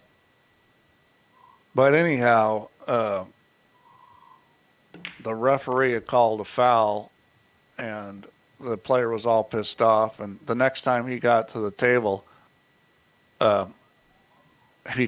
he reached out, he grabbed the rack was still pretty intact, grabbed the rack and threw the balls all over the table and turned around to the referee and said, "Now that's a foul." But there's actually some rules to handle those cases. Like if you come to the table and just like move all the balls, or like, let's say you grab the balls and you put them in a big cluster together or screw the table up, that's actually a loss of game. Yeah. It's not just a ball and hand foul. No, it wasn't Nick Varner. It was an old timer, older than Nick Varner. I can't remember who it was. But it was back in the days where, straight pull was king. But Varner was kind of towards the end of that. Welcome to Slim. No, you're not watching this match live, Slim. This is a pre-recorded video you're watching. He's asking if the match is still going. You're watching the edited highlights. We've been here for 2.5 hours and it don't look like finishing. Cobra needs to do a big run here because Bedhead's put it on him, and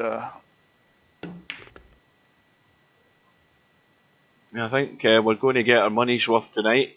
Oh, we've got 12 still in Twitch. Not Twitch, YouTube. So the people might be bored, but they're staying the distance. It's the stellar commentating. We're not talking about the match half of the time. It's the magnetic powers of Cowboy.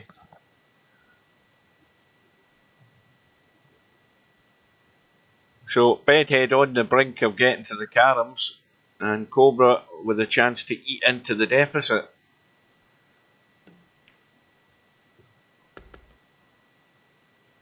Yeah, well, he's shown some ability to make some runs. I think that might be the high one for the night, the one Bedhead made. Yeah, Bedhead's been distracted again. He's back in Twitch.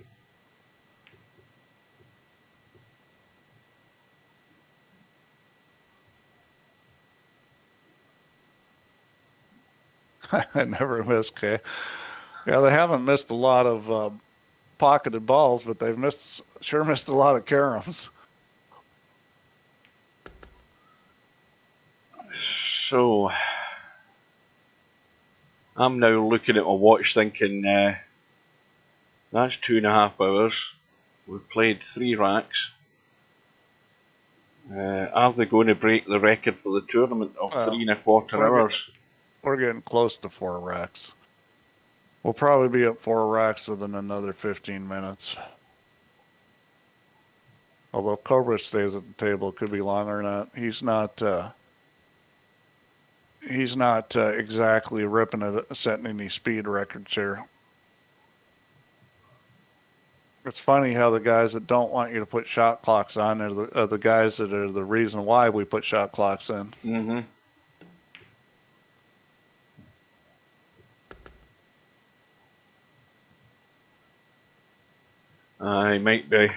He might be right behind us. Well, he's going to have to go 2 rails here. Oh, this is an easy into hit. the 5. This is not a hit you should ever miss. No.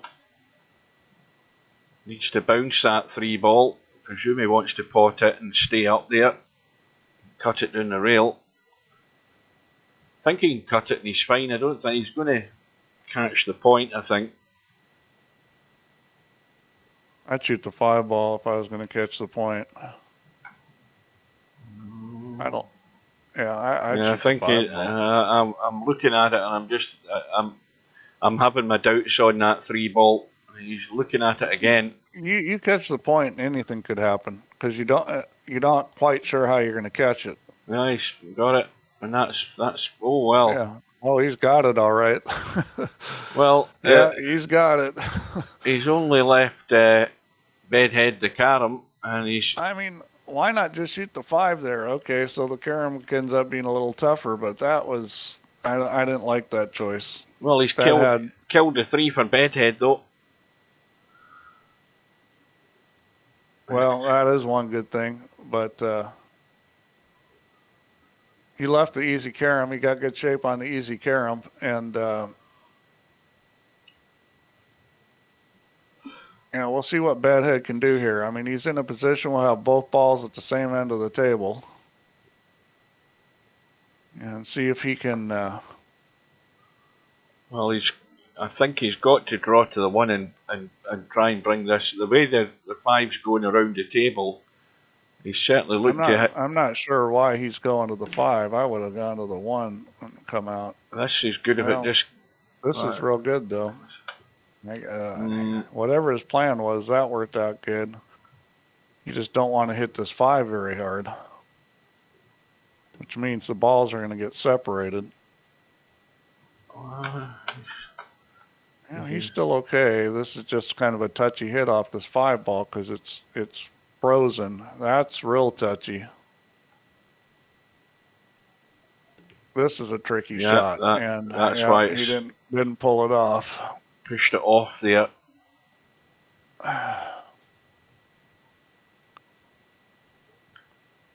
Well, I don't think Cobra's got much of an option here other than to get rid of the 3.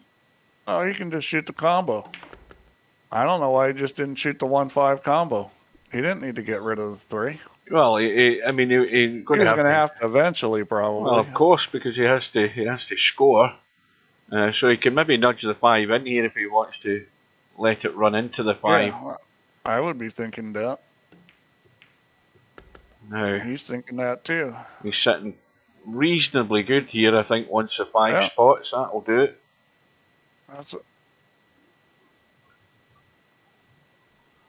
So as the comeback on here. Now the pressure's on because all the balls are in play, and he can't afford to let Bedhead get to the table. He needs to make a big run here. Oh dear! He needs to get himself to 90. No, he needs to hit a rail. He needs to hit a rail.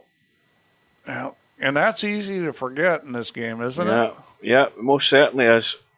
When you're playing delicate little caroms, you've got to have that pace in the ball to at least get something to the rail, and I've done it umpteen times. I'm kind of surprised at that rule that on the caroms they don't get rid of the rail requirement. It does make it interesting, but that's kind of a weird thing. That wait a minute. That was Cobra that was the table. He's in the but he's in the open. Wait a minute there, I've got myself confused. Was he on a pot or was he on a carom? He was on a carom. Somebody else got to be paying attention. Yeah, he needed a pot there. Dwight's right. He was on a pot. Yeah, that's what it was. He must have thought he must have thought he was on a carom. That's exactly it. That's why I'm confused. It just dawned on me that I'm thinking. Because you don't have to hit a rail on a carom, do you? No, you don't. No, not on a carom. That didn't make sense to me. Yeah. Okay. Yeah, that didn't make sense to me. I was like, that's weird that rule's like that. No, that that's a brain fart. Yeah, he says numpty. I've got the excuse. I'm tired. That's a brain fart there. Yeah. Well, it's amazing that Bedhead typed that at 19:28, asking, "Are we done yet?" And I'm looking at the watch, and we're 2 hours. We're 2 hours further on. Oh, that was Cobra. Bedhead didn't get a point? Oh, man. No. Bedhead gets chances. He's got to get points. And this is what happens in Cowboy as well. You get to 92, scroll down the chat. Where?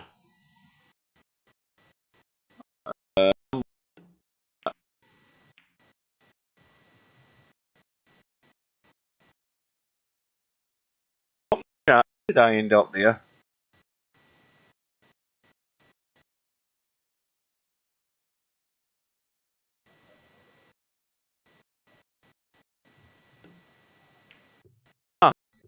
My chat's for the last 2 hours.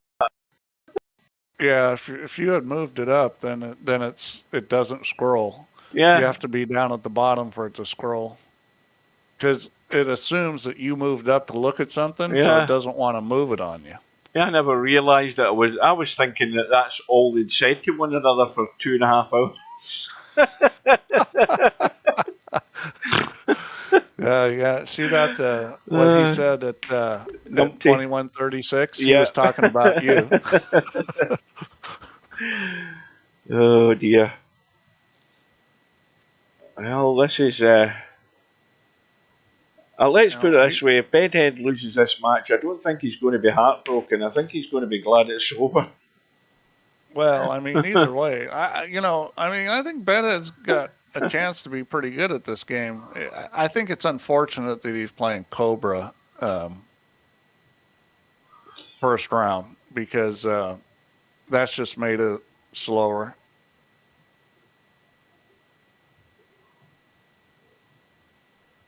Yeah, I don't think. I'm looking now. That's what 2 hours and 40 minutes. Avid periods. Everybody's in a period in Cowboy where you get to 92 or 93 and then you're stuck there for 40 minutes. You can't get anything more. And the next thing you know, the guy's breathing down your neck.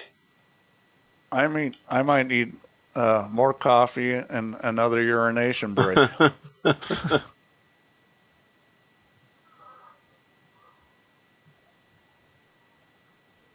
But, when we play Cowboy a lot faster than this. Oh, yeah. And we can still score from time to time. You don't have to think so much. It's there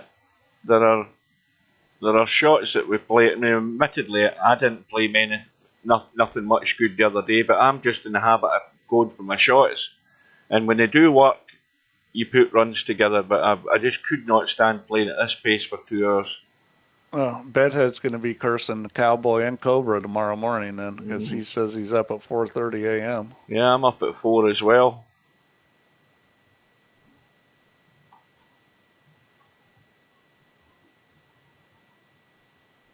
And the fact that Bedhead's up at 4:30, he's already at 10:30 his time. So it's 10:40 where he is. And Cobra gets a draw off the 3. Goes to 73.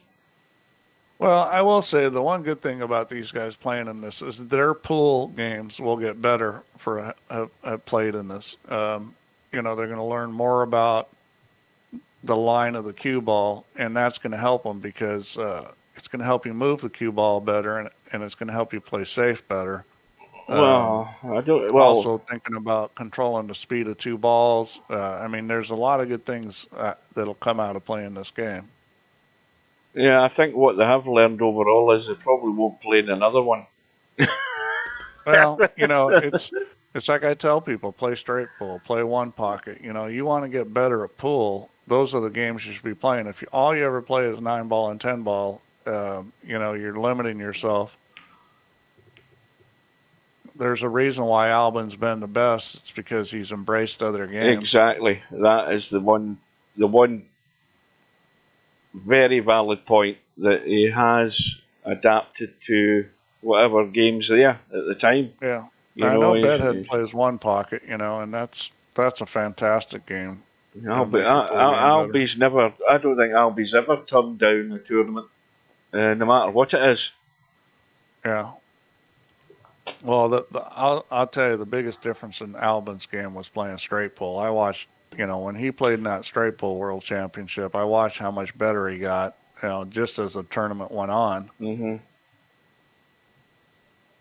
If you want to learn pattern playing, learn to run balls, deal with clusters, bump balls, all that kind of stuff, straight pull is just phenomenal play. I mean, I know Archer at one point, he just got to the point where that was the only thing he practiced.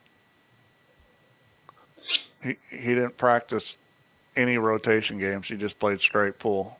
Mm-hmm. I wonder if Jason Shaw does that.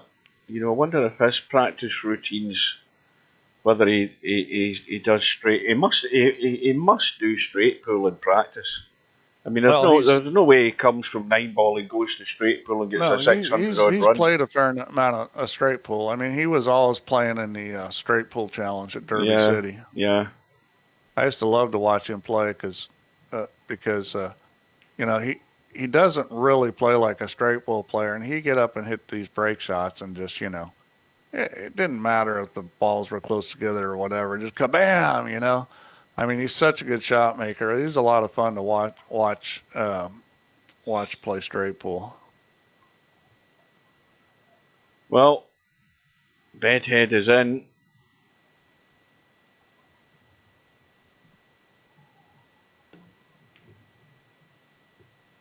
Very well played. Yeah, that's a good shot. And he can do the same. Well, I don't think he can do the same again. Let me have a quick look.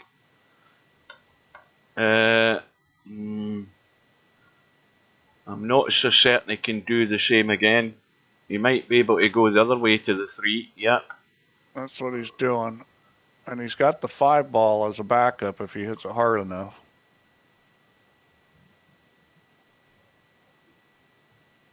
I think he's taken enough of it. He's not going to bank it in the hole. No, I think he's fine. It's going to go at the short rail. Yeah, this is a good line. Oh, has it caught it? Yep. And now he's got a pretty easy shot here. And there's not many people can get excited at somebody making a carom, but I'm your man.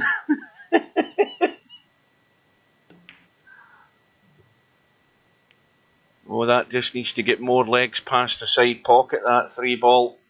Yeah, he's okay. I think he just got there. Now, does he want to use that 1-ball? He's a bit close to the rail to try and do something with the 1-ball. Yeah, this is sort of a funny situation here. See what he's going to decide to do. I think he's going to make a play from the 5 to the 1. Left English. Just make sure you do not bank the 5 in. No, he's trying to go up and down. He's got the double hit though. Good. Yeah, there's a kiss there if he's trying to go for the 3. I think I would have juiced that up with left English, thinned that to try and punch it into the corner and come back down and around for the 1. I would have been using my over-ambitious talents to try and do that. Well, but he did, he did get a few points, so...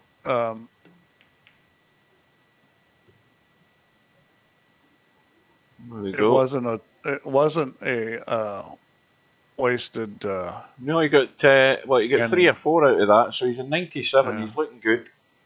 Bankster's here. Good evening, Bankster. Now, just while he's doing that, let me just tab out. If we go to the tournament bracket, this is just before I end up going to bed after this match. You've got one Pocket Slim and Brainful out. That is tomorrow. My time, that is 11 a.m. That's like breakfast time for Slim. Then you've got Bill and myself tomorrow afternoon at 5 p.m. I can guarantee everybody watching that match will be quicker than this. I can guarantee it. Now, yeah. I mean, Bill doesn't like to hang about. I know Bill likes to move it. I can guarantee you I won't be hanging about either. So, whatever happens, I'm going for my shots and I don't care. So it's going to be spectacular or it's going to be a total embarrassment. One way or the other, it will be over fairly quick. What is Cobra doing here? He's taking a long time here. Is he going to run at the 1-ball or what's he doing? Well, going to the 1-ball's the shot. Mind you, tell a lie, he's in 85, isn't he? So that's him in 90. I'm not even looking at the scores anymore. So here we go. He's in the carom mode, and this shot could be a little risky. He needs to go behind us.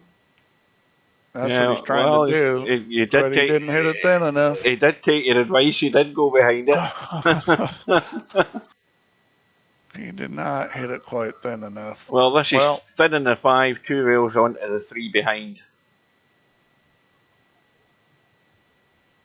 Whereas he's got some options here. Well, I mean, that's probably the easiest shot. The shot I would be doing would be that, banging that to try and bang around here for the 1. I'd be blasting it.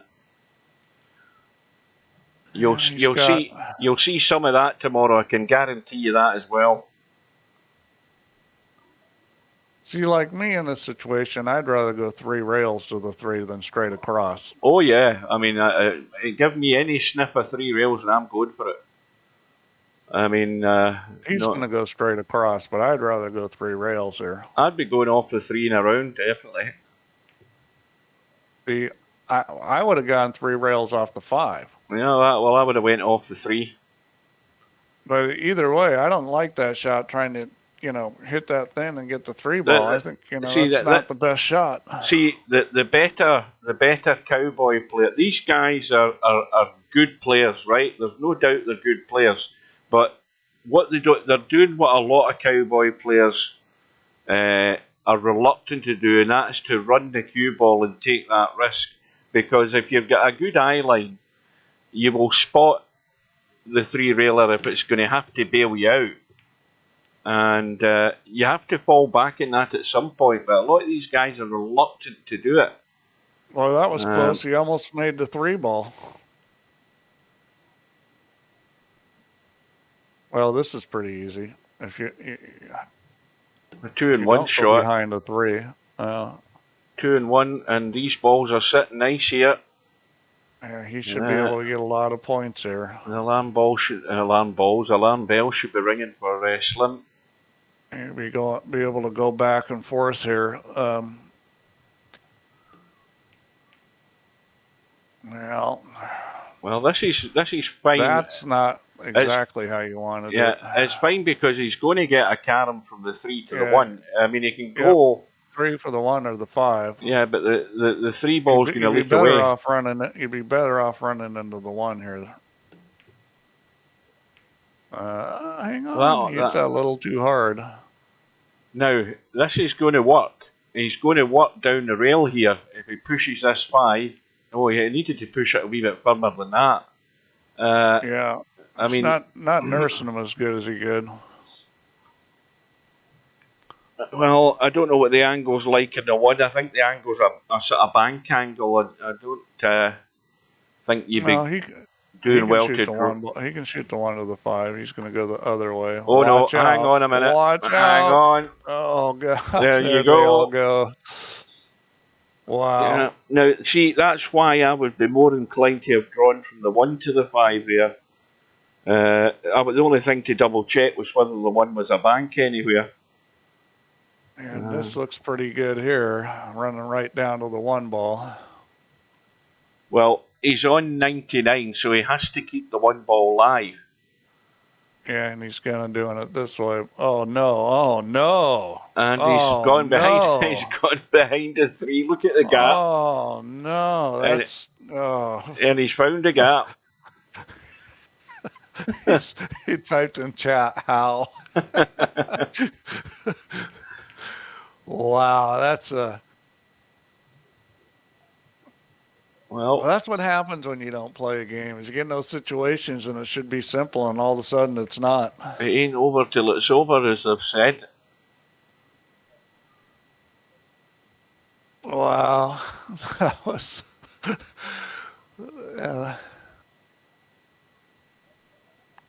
Bedhead is just rolling along as easy as can be, and then that happens. And it's not over yet, folks.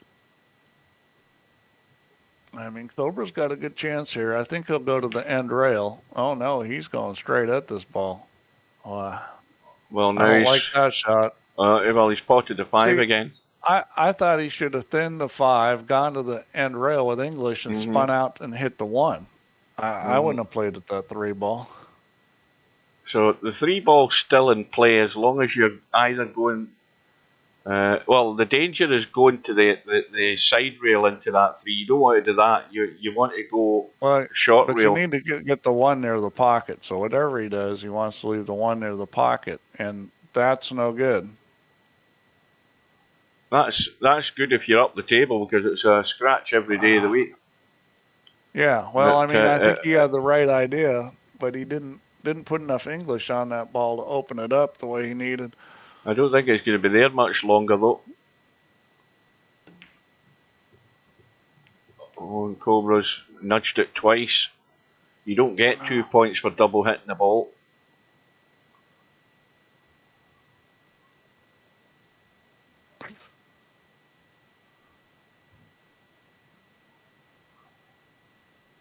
What's Cobra looking at here? 3 railer on the 5 ball. He's going to play some thin crazy shot here, which I don't like. That's what he's looking at. I'd stun the 1 over and try to spin off the long rail into 3 before I shot this crazy shot he's shooting here. Here we go again. Running right at the pocket. Now this is making it interesting.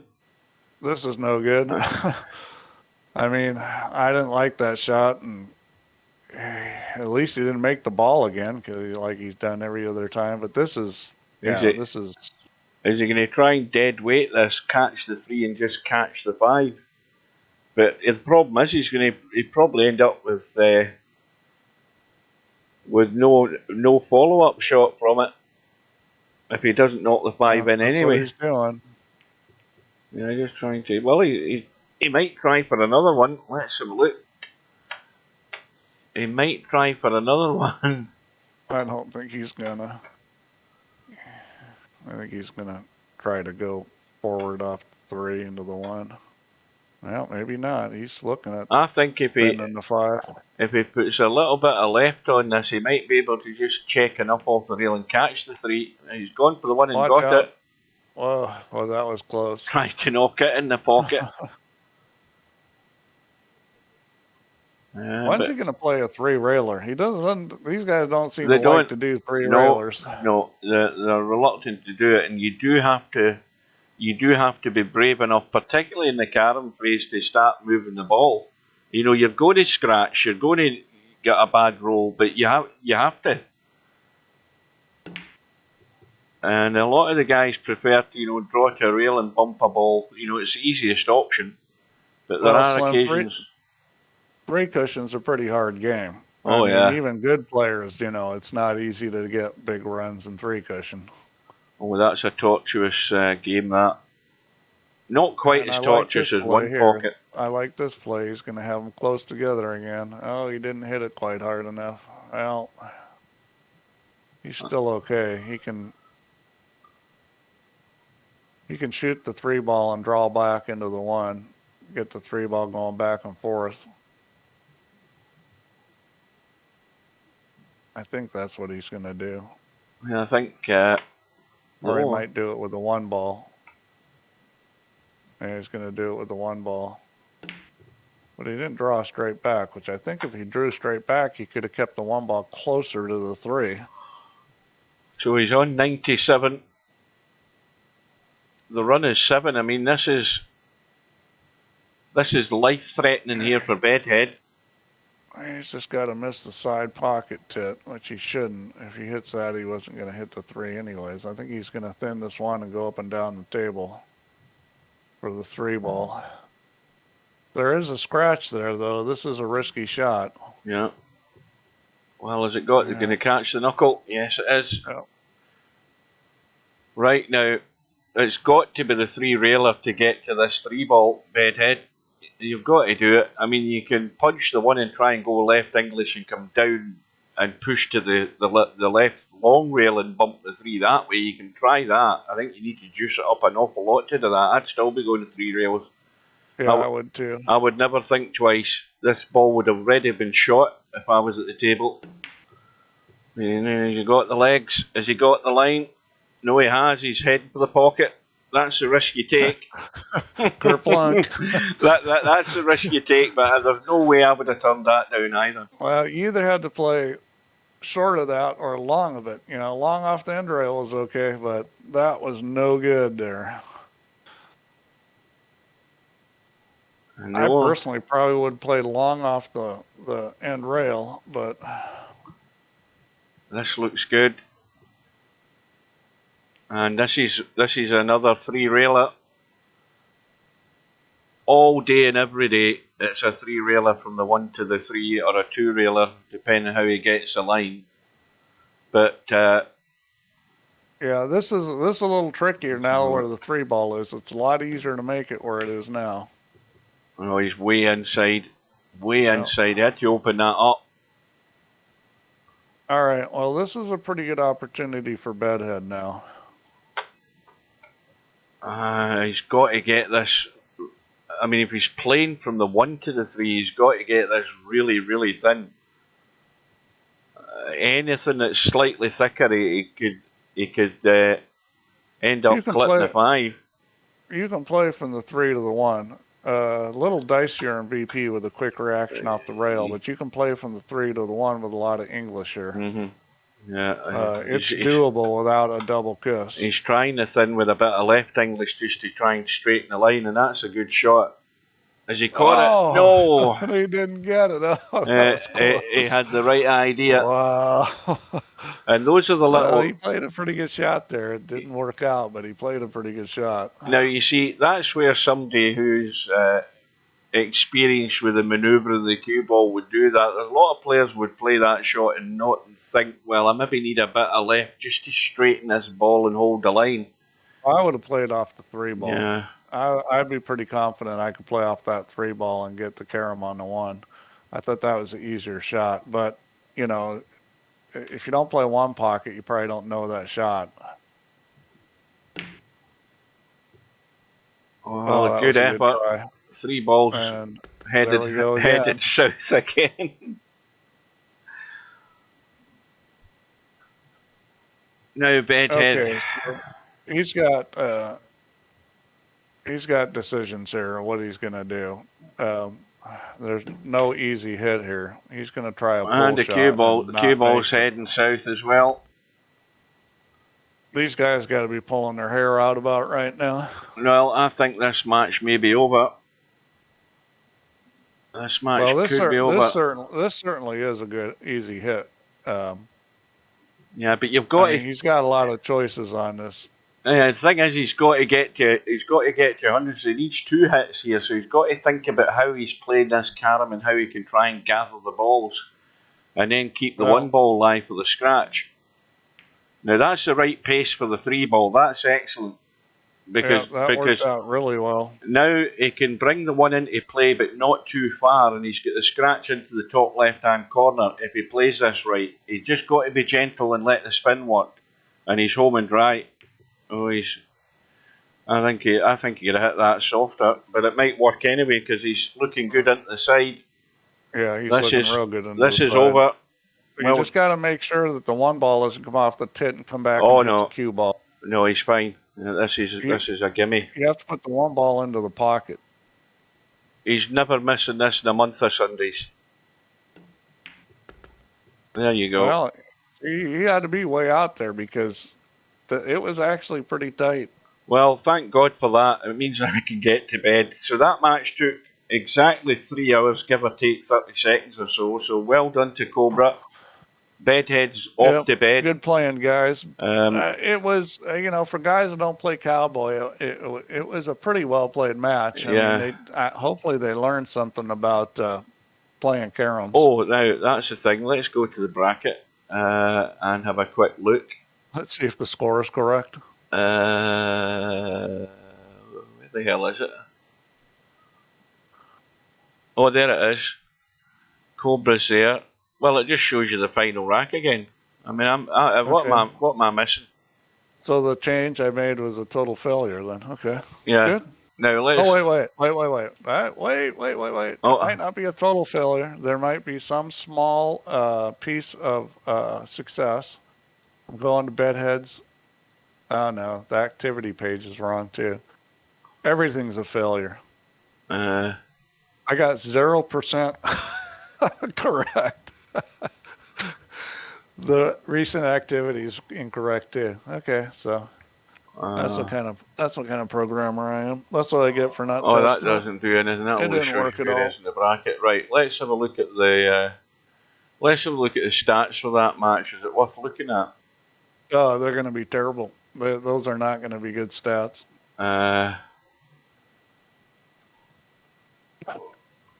Where is he? Oh, there he is. And Bedhead. Bedhea. There we go. You know, the problem with doing this, and now you go to bed. I don't know about you guys, but if it was me going to bed and I had to get up at 4 a.m., I wouldn't be able to fall asleep for an hour after playing. Oh, I'll guarantee I'll sleep. But that's just watching this. Right, Moneyball shot Bedhead 100% because he only got the one game, but he got it. What else are we looking at? Common stats. Well, you can see Cobra had more Karen points, and that's the difference in the match, was he had more Karen points. Bedhead actually had more direct points. I'm in the wrong page, that's what it is. Yep, direct points, Yes. See, look at this. 278. That's the difference in the match. You can see why Bedhead won, because he did better at the Karen part of it. Well, Cobra won it. Bedhead did win it. That's well, okay. I said the wrong name. The guy that did better in the Karen points was the guy that won it, that's correct. 6 Moneyball shot for Cobra and 3. I mean, that's sometimes the difficulty in Cowboy, is not being able to get that one ball on the spot. So anyway, that's enough of that. Let's go back to the main page. So anybody fancy getting up early tomorrow morning, or very early if you're in the States, about 6 a.m. or 5 a.m, you can get up and watch Brain Fill Out in One Pocket Slim.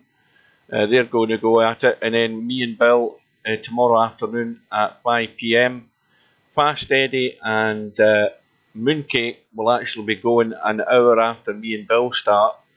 And then finally Albinario and Bankster at 7 p.m.